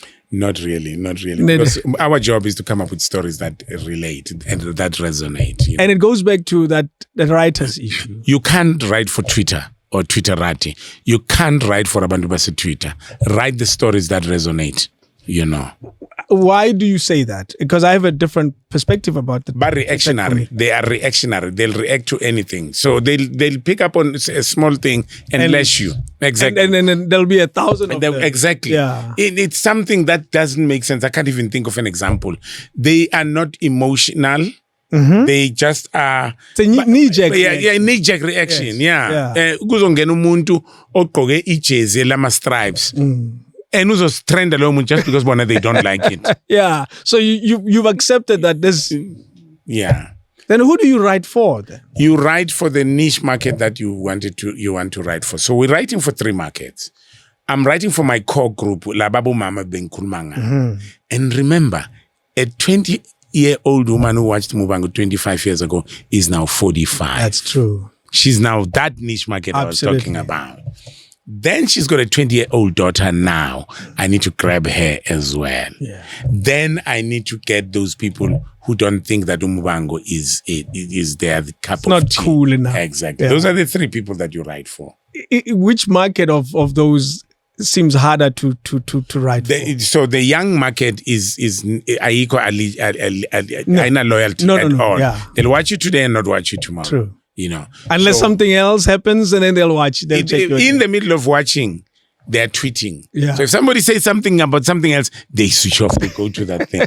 You know. So you can't focus on them. Yeah, but finally Twitter. Yeah. Yeah. Jeez. But win some new people who never thought they could watch Muvhango and let them come and say, yo, noise.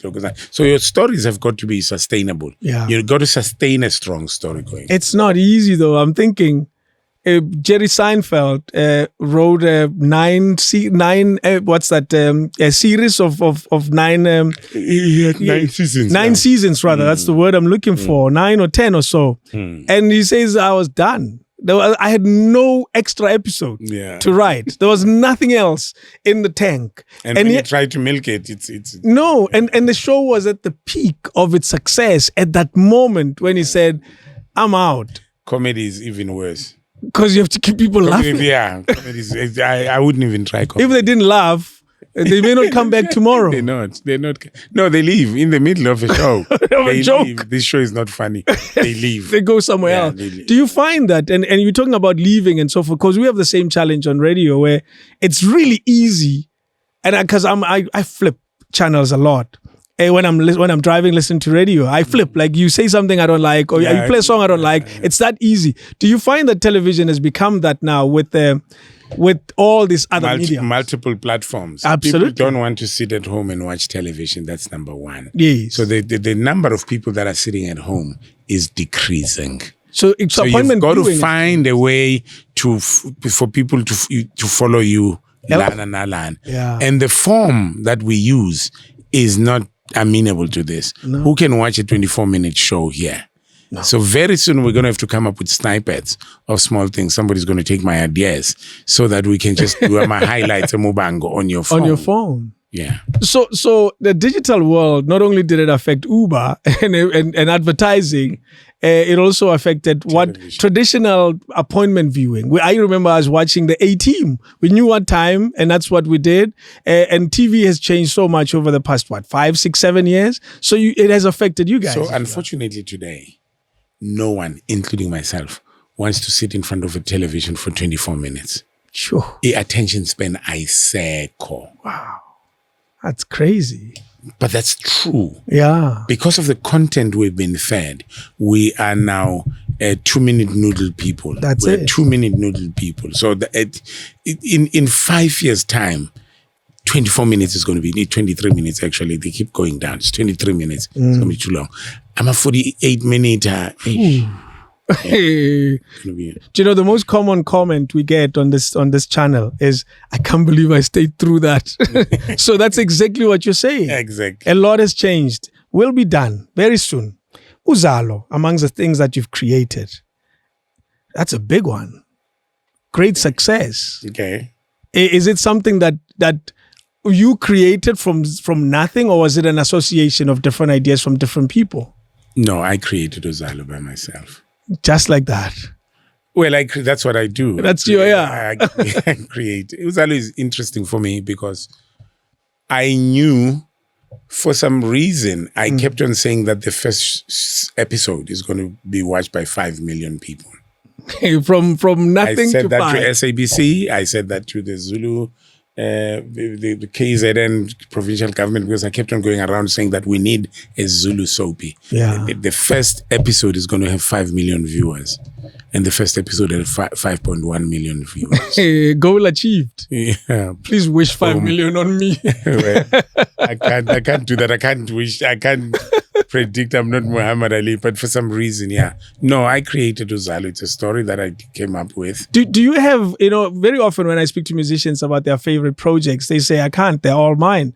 But is there one that you have sentimental attachment to when you think of it and say, you know what, this is done well for I've got 6 kids. Yeah. And they all mean different things to me. And if you said to me, do you have a favorite child? I might go to my daughter and say, you're my favorite child. Yeah. But at the essence, all my kids mean different things to me, and I appreciate them for different things. Yeah. Right now, we're going to be celebrating the 25th anniversary of Muvhango. So we're going to be obsessed with Muvhango for this week. But then I go off to Durban for another project that I'm doing, and then it becomes very important. Because I'm a creator and I'm a storyteller, all my stories resonate to me in different ways. The Bergville stories.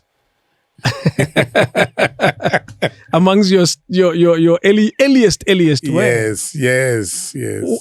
Did you even have enough as a young person to write about those stories? It's my home. It's my aunt used to tell me this story. Yeah. One day, 22 people were hanged in one day. What? And that story stayed with me. I was in the United States. I knew I had to tell that story. I'm still not yet happy because I think I need to do a movie. 22 people. It probably still is the largest number of people in South Africa to be hanged in the same day. And the largest in the world, unless you... In one... Marshall, yeah. True. 22 people for a war in Tsangu. What? Yeah, the police came to raid Amasimensang Bergville and Umphakathi waphakama. They fought. 5 policemen were killed and 23 people were sentenced to death.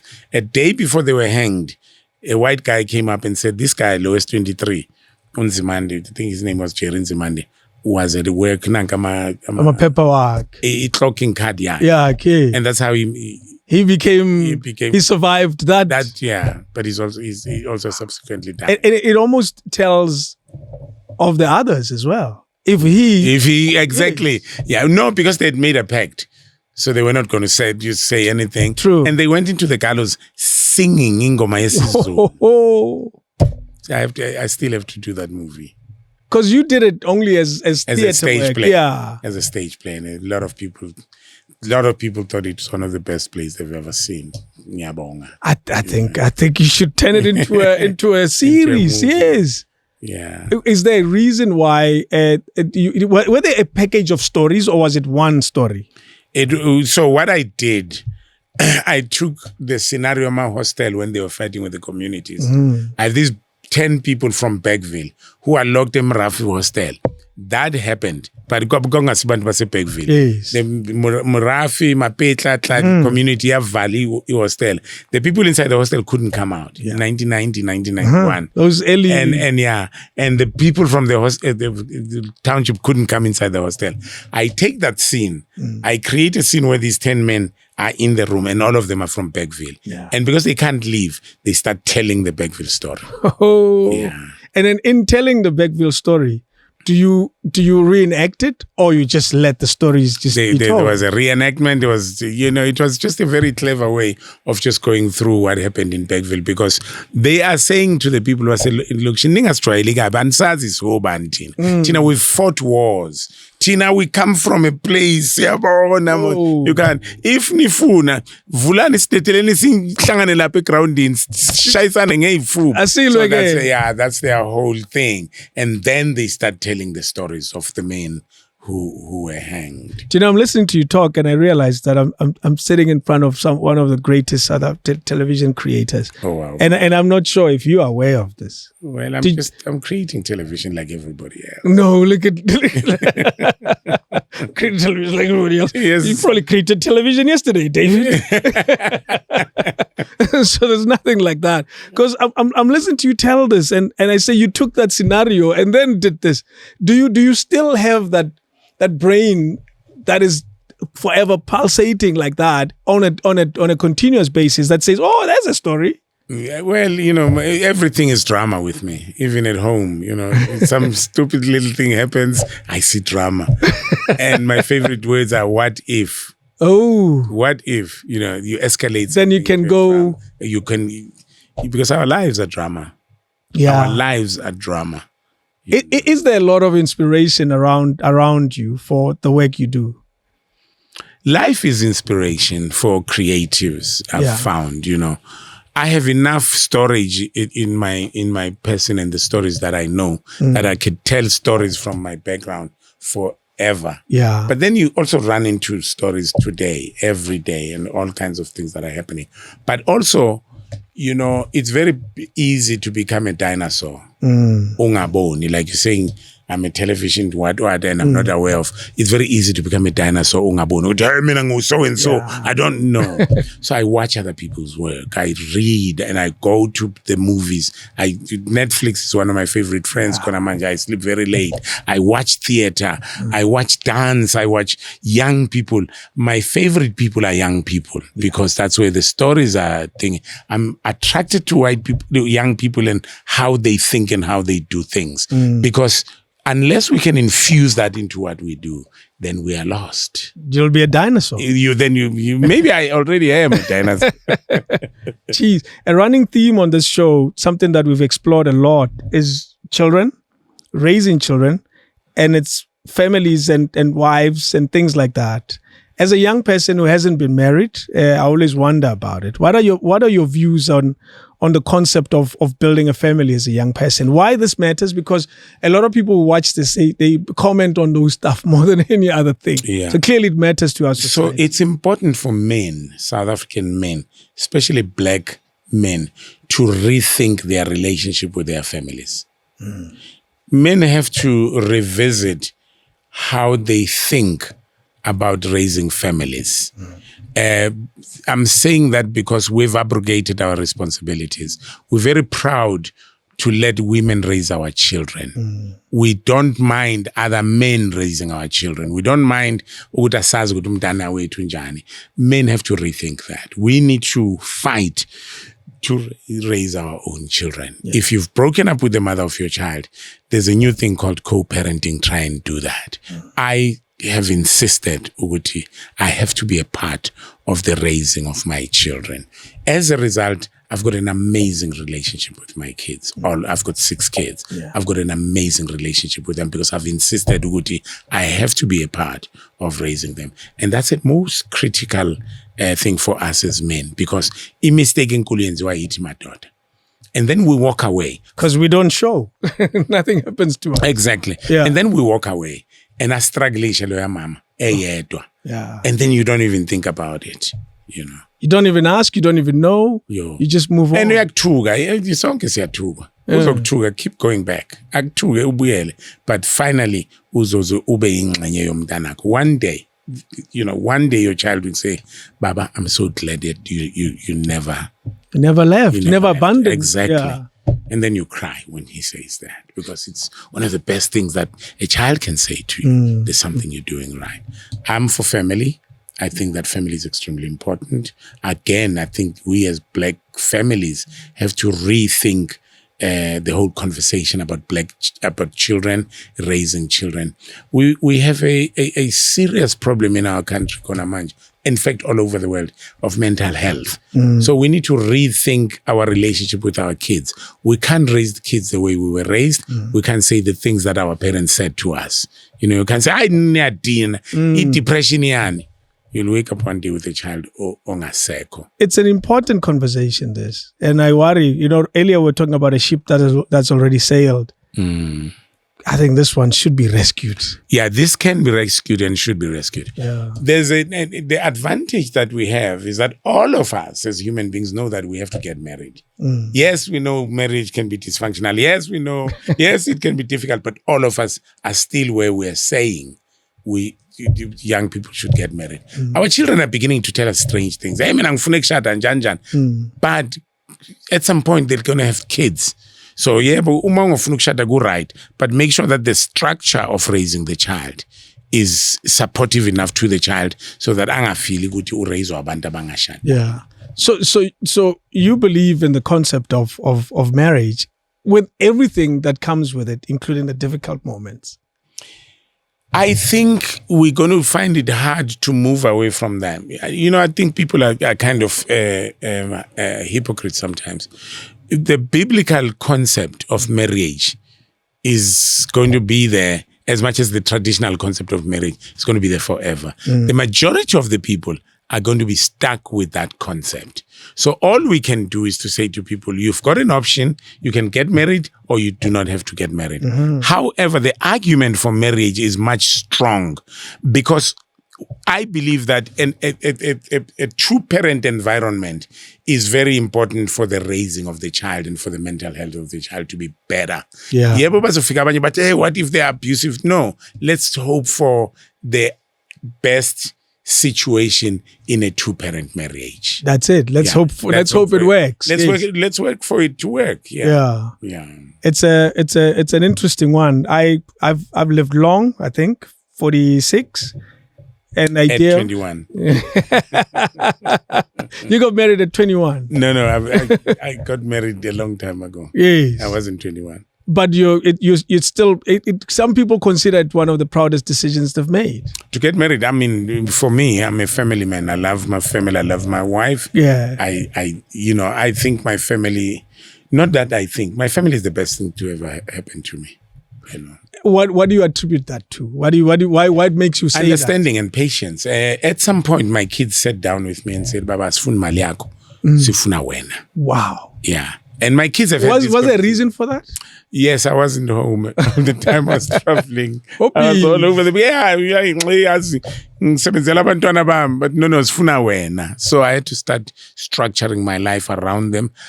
My birthdays, they mean a lot. Birthdays don't mean a lot to me. Yeah. But they keep telling me, we don't care what you think about birthdays. Our birthdays mean a lot. So we started celebrating their birthdays. I had to make sure that either Fridays or Sunday, we go out for dinners. So it's changed you completely.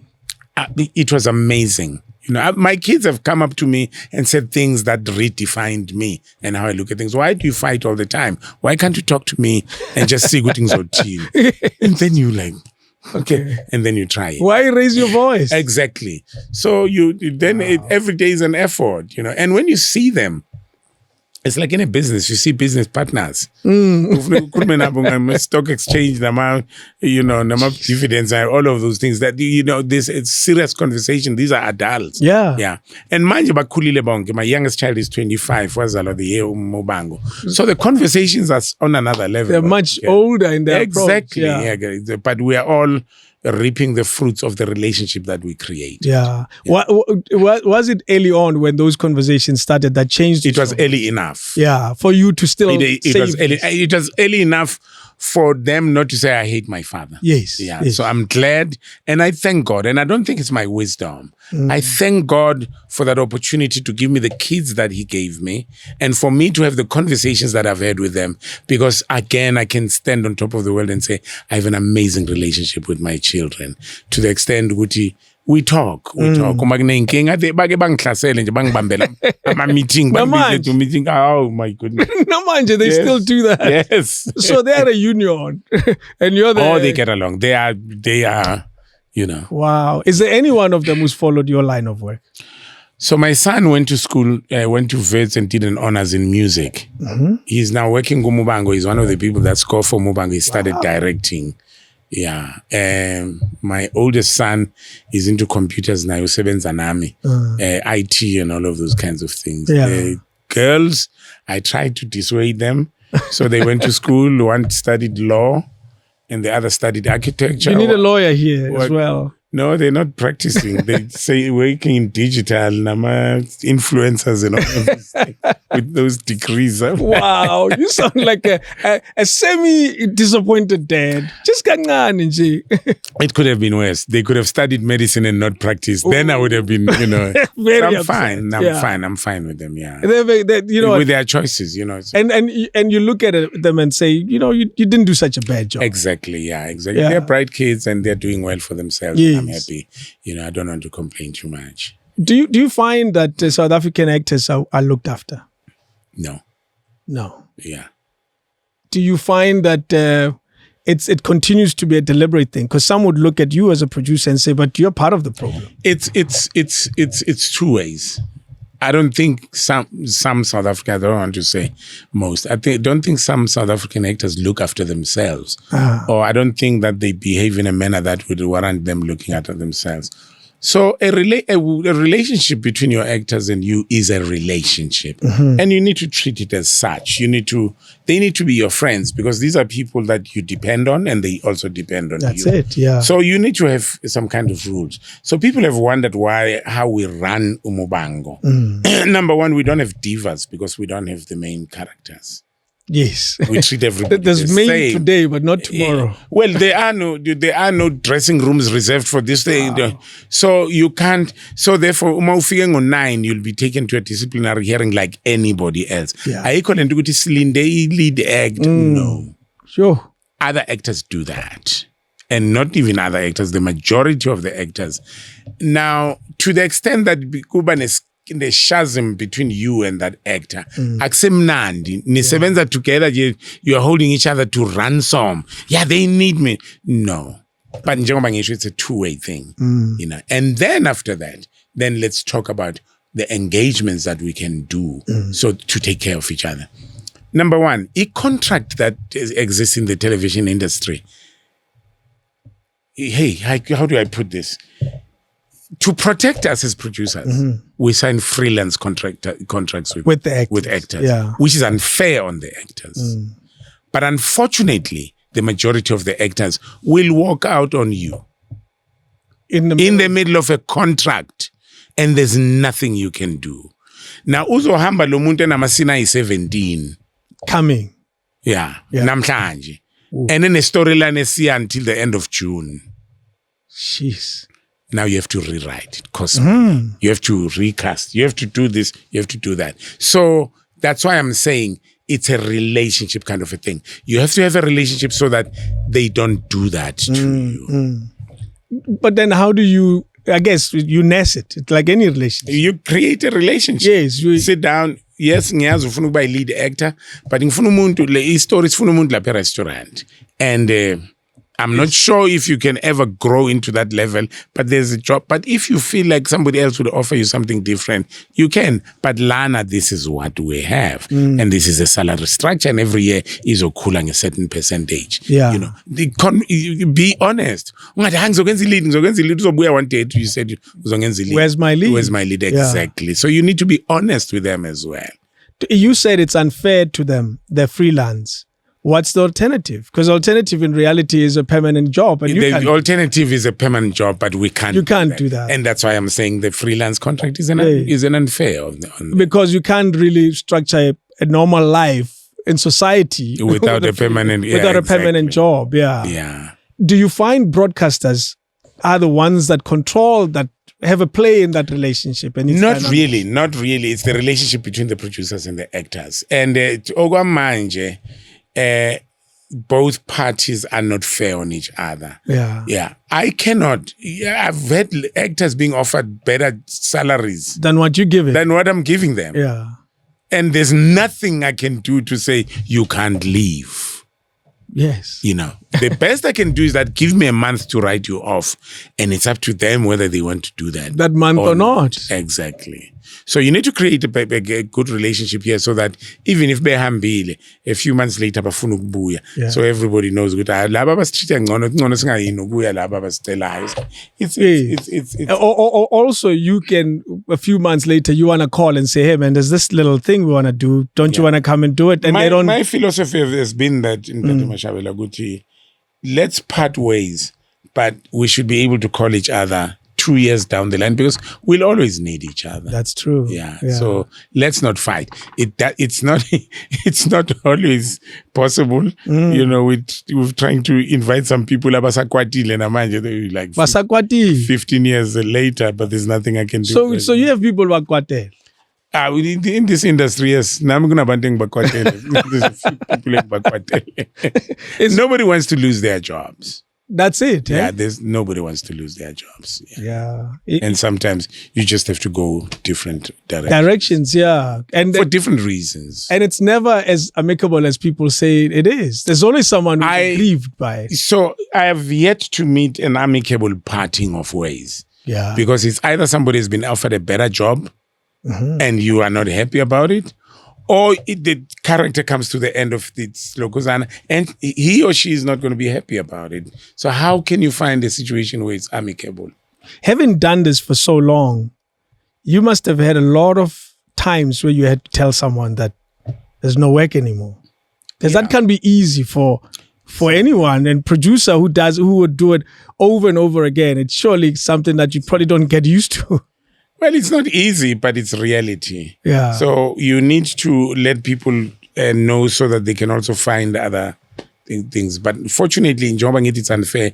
There are CCMA laws as well. You can't just wake up and say you can't come to work tomorrow. Yeah, you have to say to a person, we're going to write you out.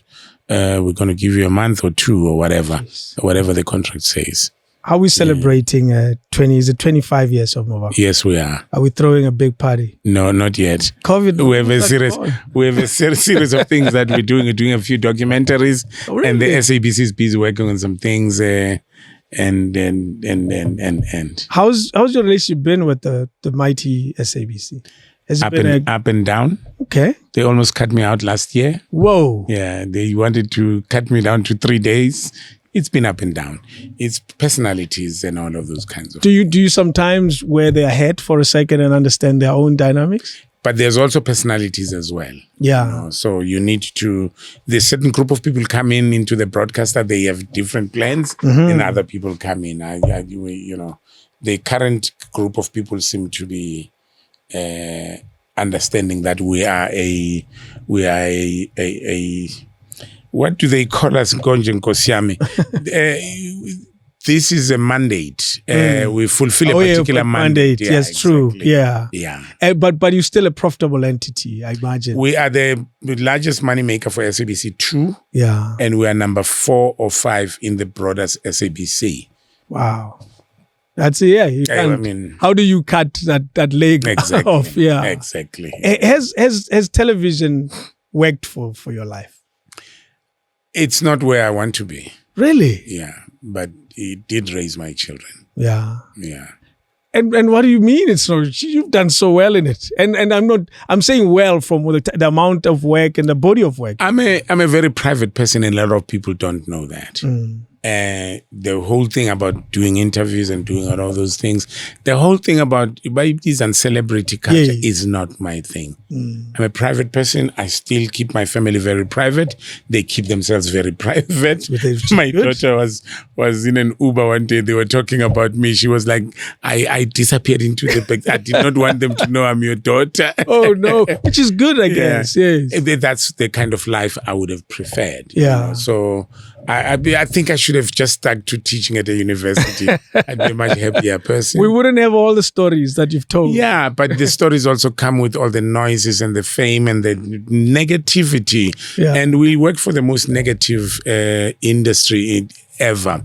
In the space where we are, not only got television, but in the entertainment industry, they just want you to be wrong, to be sleazy, to do things, even if you don't do them. They want that. Exactly. Yeah. And it's not a space that I'm very comfortable about, just because I have a hope for humanity. I'm a human being.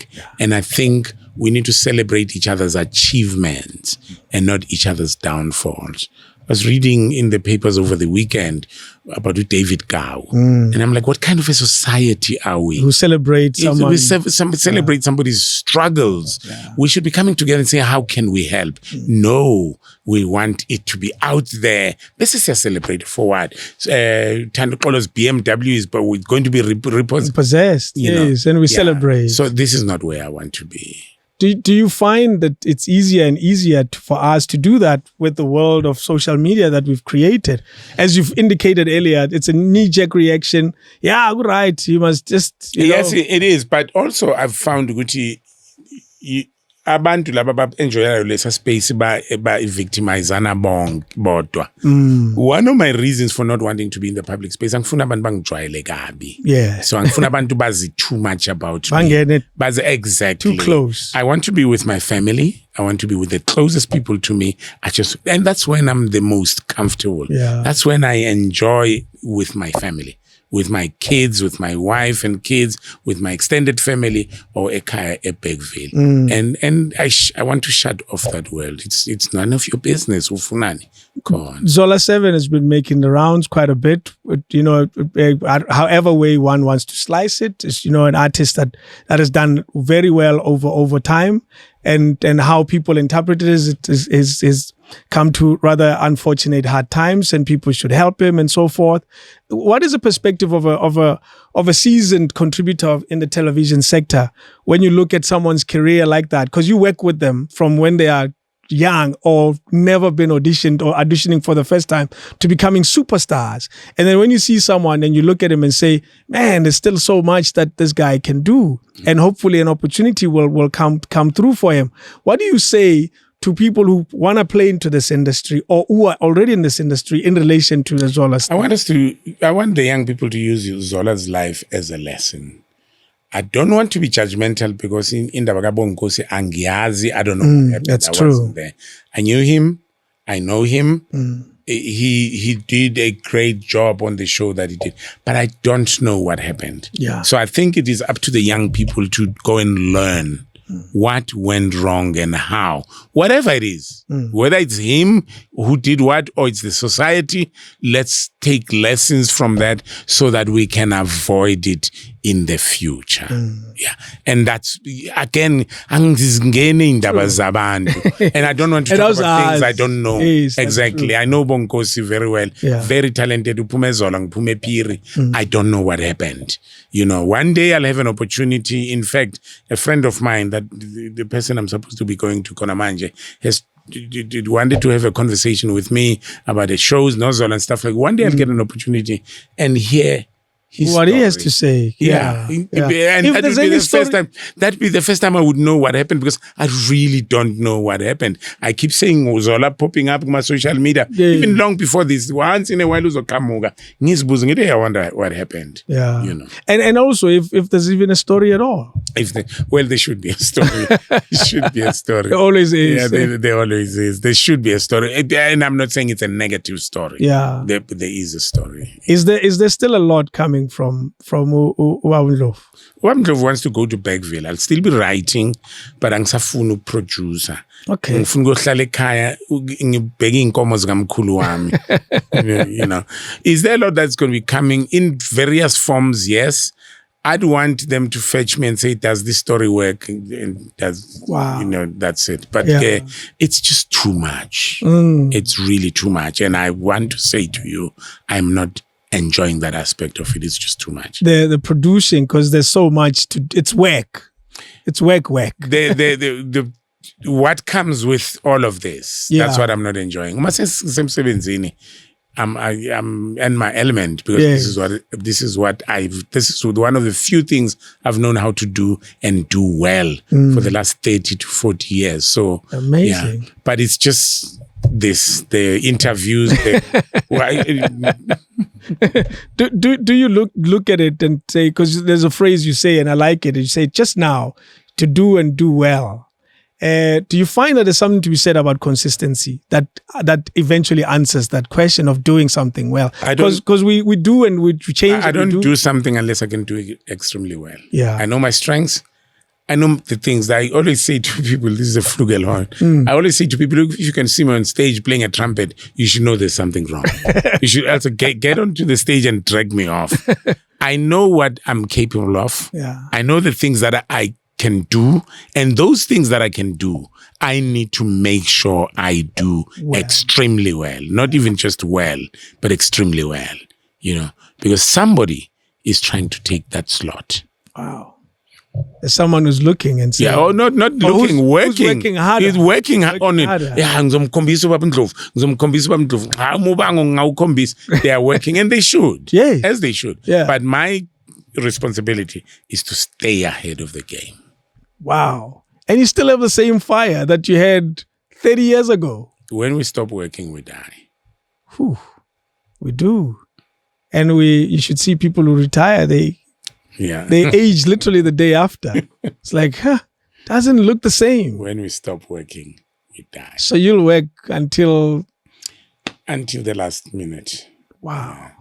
I think you're an amazing South African, and we're very lucky to have had the opportunity to be blessed in the same time frame with you. Yeah, you're very kind. No, your story is incredible, and we are very lucky, and we appreciate it. And I want to say thank you to you. Thank you to your team for allowing us this opportunity. They said it over and over again that Muvhango Ndlovu never does interviews. Thank you very much. I appreciate it. Ladies and gentlemen, one of the great South African TV creators, really. And are you comfortable with that title?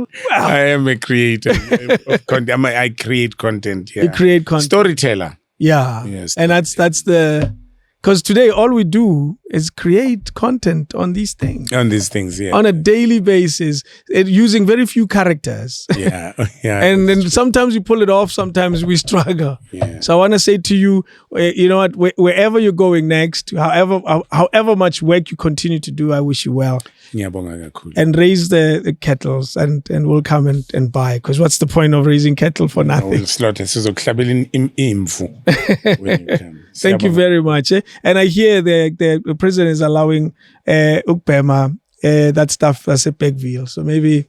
No. They're allowing medicinal use. Listen to that. Thank you again. We appreciate it. Okay. It's sharp. King David Studio Podcast.